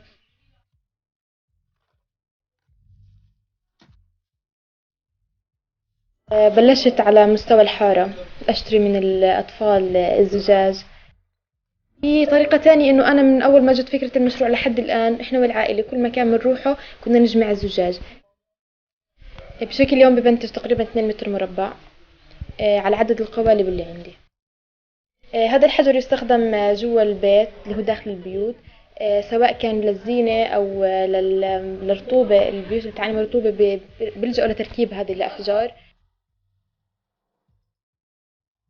أنا لما بطلع بحكي قدام الشباب وبعرض فكرتي للناس فبتم إنه الناس تعرف أكثر من فكرتي. فخلينا نحكي بتم إيرادات الحجر اللي بنبيعها برضه رح نستخدمها في تطوير المشروع.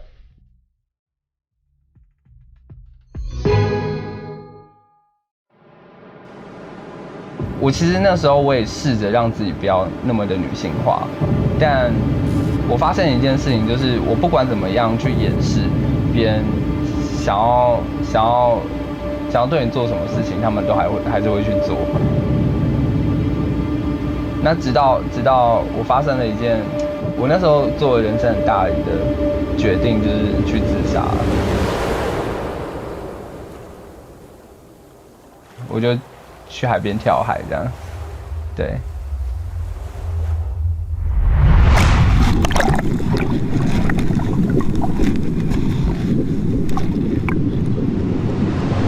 就因为没死嘛，所以我就决定说，我想要试着用自己的方式活活看。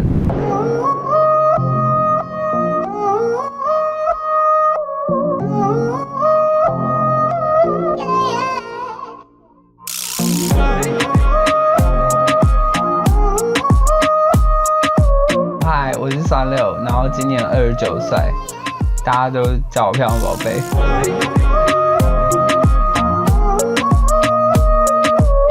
我觉得辣这个字很有趣，其实是一个某种程度上算是一种痛觉，但你会让你有点上瘾的感觉。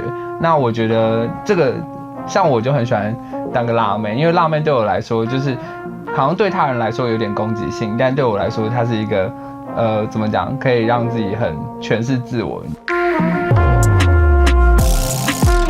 有点自虐的成分在，但是它某种程度上可以让我更舒适、更自在。我其实没有想要刺激他们，我只是觉得我这样子我比较舒服。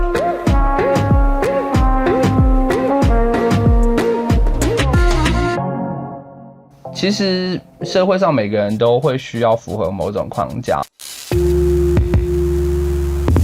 我觉得这个局限不单单只有在我身上啦。那有的时候我会愿意配合一点，然后有的时候我也会希望别人愿意配合我一点，对啊，因为我觉得那是我没有办法改变的事情啊。那我也会希望大家能接受这样子的我。从国小，然后到上次我去社大，到70几岁的人都有。然后我主要讲的议题比较偏向于关于性别。我不是想要灌输他什么观念，而是我希望让他们看见这世界上有各式各样的人。我不想要被任何人界定啊，因为我觉得每个人都有追寻他们自己想要的样貌的自由。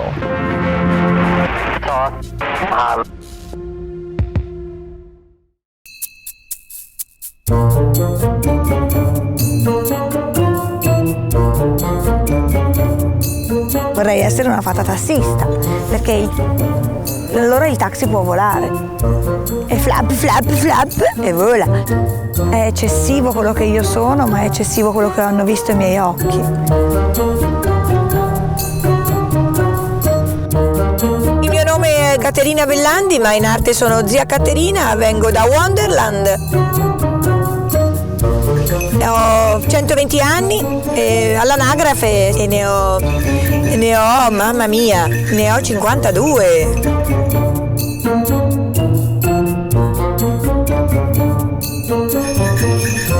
Adesso andiamo a prendere Gianvito. Lo andiamo a prendere, arriva con l'autobus da Pisa.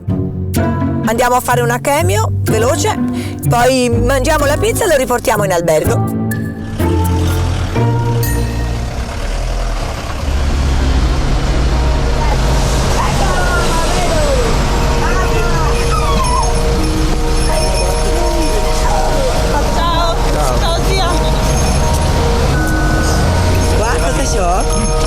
Cos'è? Cos'è? Oh! Visto che è arrivato! È il topolino natalizio! È bello? Vai! Io vado magari lì. C'è spazio davanti. Ecco, vai! Stefano era un tassista e la sua vita e le sue esperienze fatte anche sul taxi. Quando si è ammalato ha desiderato lasciare questo suo dono della sua vita. Dalla morte di Stefano ho cominciato a fare la tassista sia regolare che irregolare.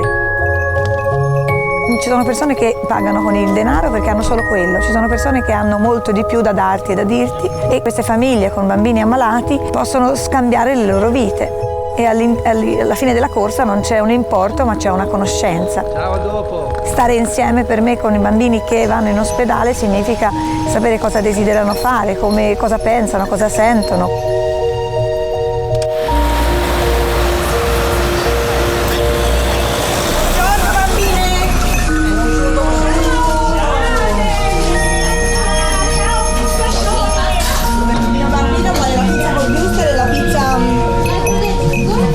Margherita. Grazie mille. Ciao, buona giornata. Grazie Margherita. E io non insegno niente, imparo dai bambini ammalati che sono destinati al cielo. E avendo un destino più veloce, è come se loro fossero più consapevoli di non avere tempo e hanno una determinazione grande nell'amarti e nell'insegnarti e nel guidarti, come se volessero prendere su di sé le tue paure e portarle con loro e dirti ci sarò per sempre. La gente quando vi vede passare, vedendo con gli occhi, pensa che sei fuori come un terraccio, come qualcosa che non esiste nella realtà. Se conoscono la magia, sorridono e pensano ma che meraviglia, esiste qualcosa di straordinario.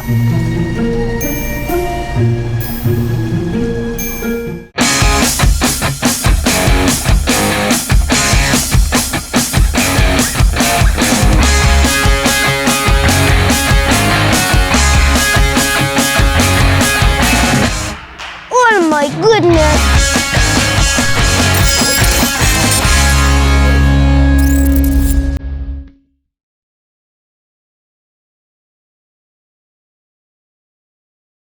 My name's Tyler, and I'm 10 years old, and I just wanted to tell you all about my hobby, which is scootering.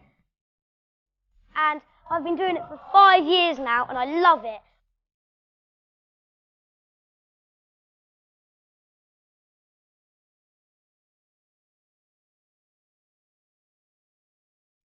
When I was 6 years old, I landed Europe's youngest backflip, and 4 years later, I landed a double backflip, which is crazy.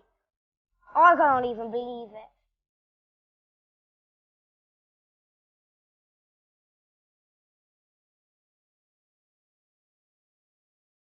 I've got injured on my scooter because I've fractured my elbow once before, I've split my chin open, and not long ago, I nearly knocked myself out. I just had such a bad face plant.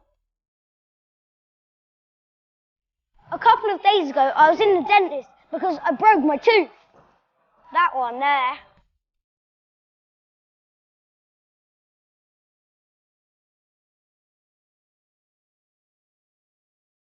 Also, I love the feeling of being upside down and jumping above everyone. It feels so good.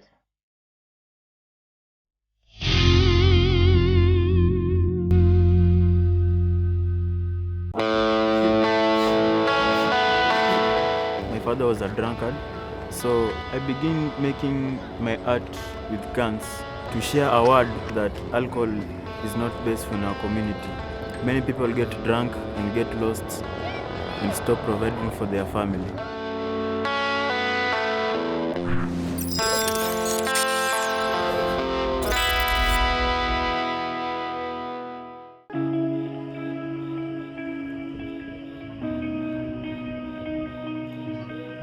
My name is Sevio Mondi Juma.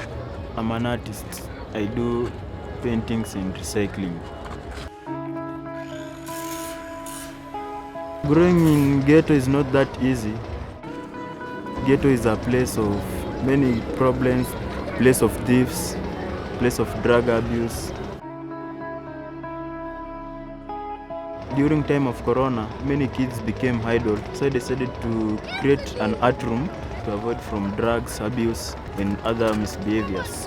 To bring platforms whereby these kids can do their art, draw their dream, and express their feeling.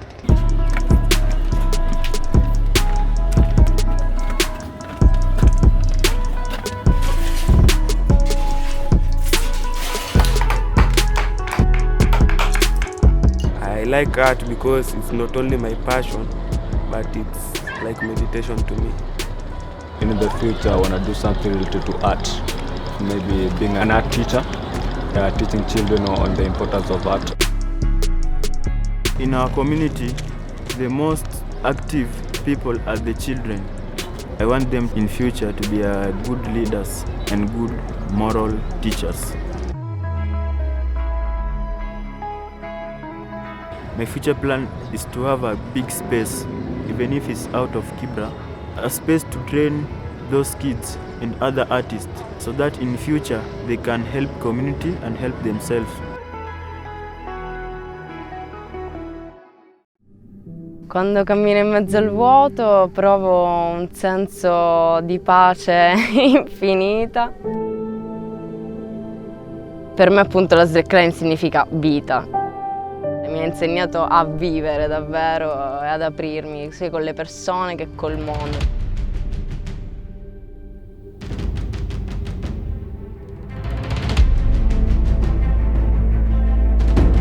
Sono Carla Corigliano e pratico lo slackline.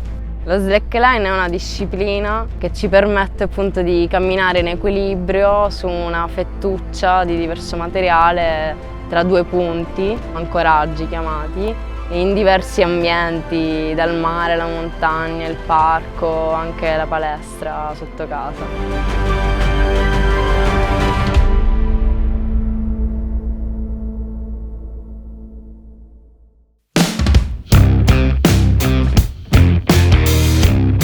Quando ho cominciato in Sicilia ero l'unica ragazza a praticare questo sport e tuttora siamo pochissime.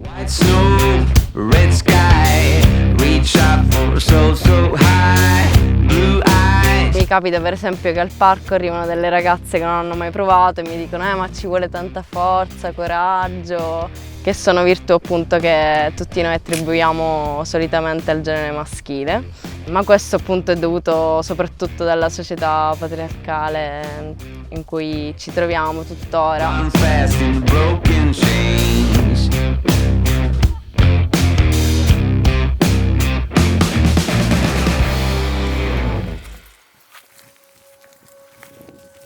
Io per esempio all'inizio avevo paura anche solo prima di entrare in un eyeline, però piano piano con l'esperienza, la pratica, le persone sono riuscita a superarla. Mi focalizzo sulla sensazione che sento sotto i piedi e devo svuotare per forza la mente, se no inizia a parlare e dire cose che non c'entrano niente e ti fanno deconcentrare. È proprio la paura, quella che ti porta a sbagliare, spesso a cadere, anche la bassa autostima che dice no, non ce la puoi fare, tu questa linea non la puoi camminare. Questo sport mi ha insegnato ad avere più autostima, più sicurezza in tutte le situazioni che affronto nella vita e più determinazione.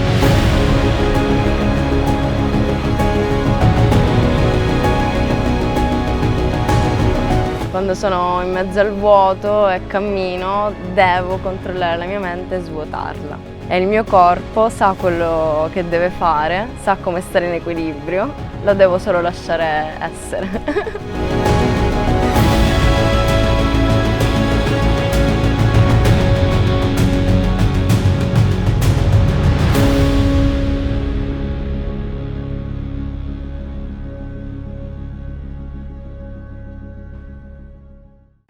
People kind of consider scars as flaws, when actually they're part of someone's history. My name is Sophie Mayanne and I'm a photographer.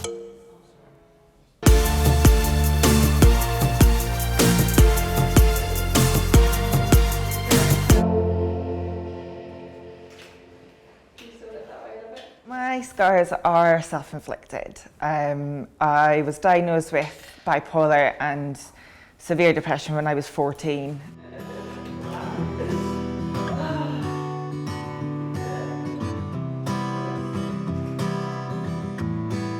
So many people have different kinds of scars, kinds of marks, everything, and it's just to bring everybody together just makes you kind of see that everybody has their own battles, everybody's fought something, and it just brings everybody together and kind of just makes everybody like a big family.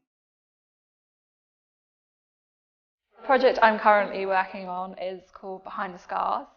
It's a photography project that celebrates scars of all shapes and sizes and the stories behind them. They can basically write as much or as little as they want about the story behind their scar. So some people kind of write more about their emotions and their relationship with their scar, whereas other people kind of give more factual stories. So we leave that entirely up to the person.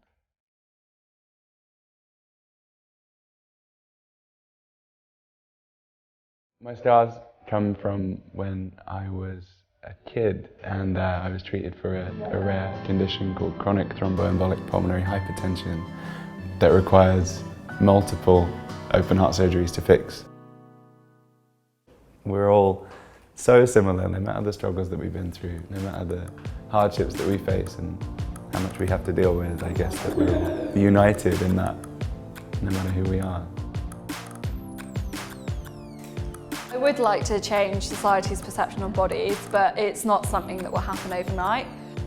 I'm just one person, and whilst I can do my best to reach as many people as possible, hopefully it'll kind of create a domino effect. I have a camera, I have an ability to take photos, and that I'm in a great position to be able to give people a platform to kind of share their experiences and share their stories to other people in a really positive way. I've learned from the people that I've met that the human body is kind of amazing and you can overcome. My name is Katerina Silva. I'm Lindsay Preston. My name is Erin Copeland. My name is James Walker, and I'm a part of Behind the Scars project.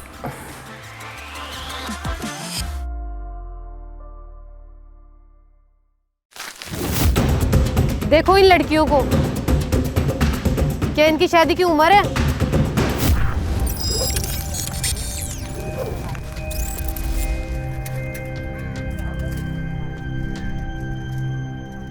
हमारे समाज में सदियों से छोटे बच्चे होते हैं ना, उनकी शादी कर देते, पेट में ही रिश्ता तय हो जाता है।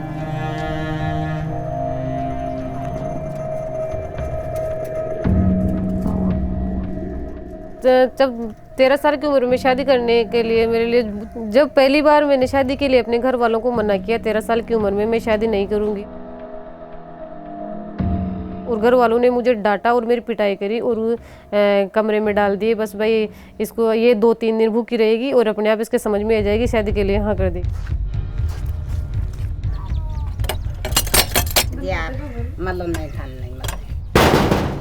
मार नाम विजय लक्ष्मी शर्मा है, वो जो छोटा बच्चा हो ना, मेरा नाम विजय लक्ष्मी शर्मा है, मेरी उम्र 26 साल की है और मैं बाल विवाह पे काम करती हूँ। ममता बागरिया मेरी बहुत अच्छी फ्रेंड थी और 13 साल की उम्र में उसकी शादी हो गई और वो 14 साल की उम्र में माँ बन गई और माँ बनने के दौरान उसकी मृत्यु हो गई। जब उसका जनाजा हमारे घर के सामने से निकला तो उस जनाजे को देखकर मुझे ऐसा लगा कि जो ममता बागरिया के साथ हुआ उन्होंने किसी के साथ। जब इस काम की शुरुआत की मैंने तो घर घर जाकर लड़कियों से बातचीत करना, उनके परिवार वालों से मिलना और गांव में स्कूल में बातचीत करना।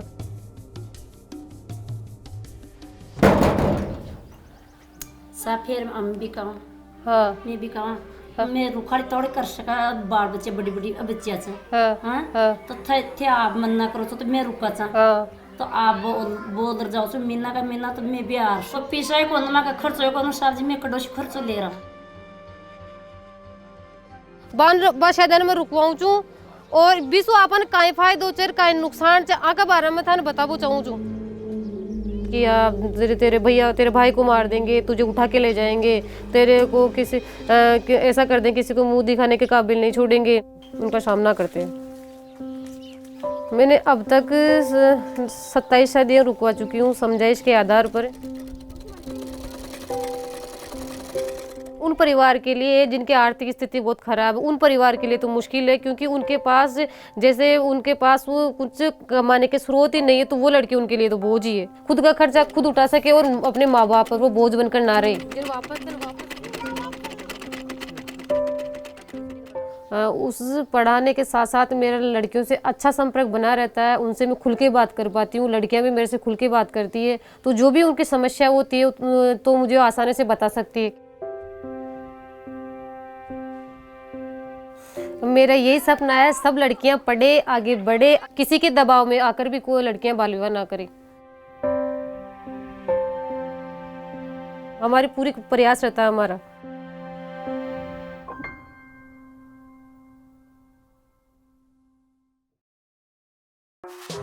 There was a lot of doubters, of people saying that growing veggie is like a farmer, you don't earn a lot of money, but I can say everything, as long as you're good at it, you can earn. My name is Sean. I'm 20 years old and I'm currently majoring in e-business in Asia Pacific University. I officially launched eFarm last year around October to November. eFarm is basically, we practice modern farming using vertical towers to grow organic vegetable using a concept of aquaponics to use fish and the vegetable to support each other in an ecosystem. When you enter eFarm, you'll be represented the whole entire fish pond for the entire farm. So inside this fish pond, we have almost 1,000 fish inside, big and small together. That is basically our engine of the farm. It produces a lot of nutrients so that our vegetable can grow perfectly. To eat this, it's quite easy. Since we don't use any pesticide or fertilizer in our system and it's very clean, you can just take this directly and just eat it straight. Like that. So whenever we have an order of fresh tilapia fish, we will find the biggest one inside here and scoop them up so that we can prepare them for harvest and deliver out. So what I'm doing is, come here.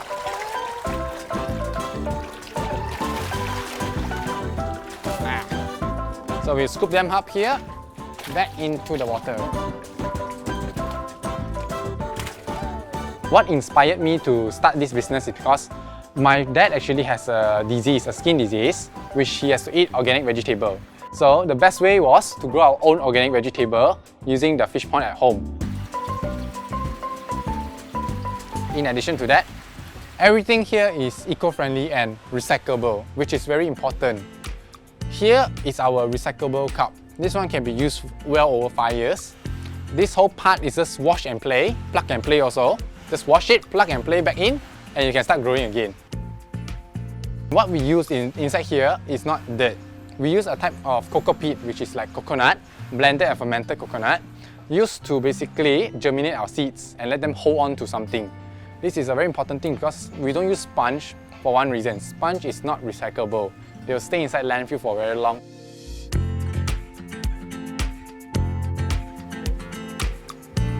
I will be looking at ourselves after 10 years. I'll be most probably having a few companies under my own ideas. And for eFarm, I'll be opening a few more branches all around Malaysia. People was skeptical whether the project is going to come true or not due to my younger age, because as you know, young people has a little bit less commitment. But I see it's a small obstacle to, after you show them what you can do, they will believe you more.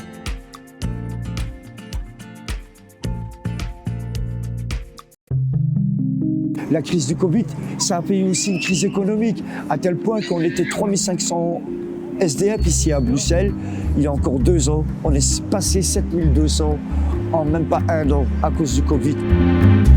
Si j'avais pas les jeux d'échecs dans ma vie, qui existeraient dans ma vie, j'aurais pas la psychologie que j'ai là à l'heure actuelle, quoi. Bonjour, je m'appelle Laurent, je suis SDF.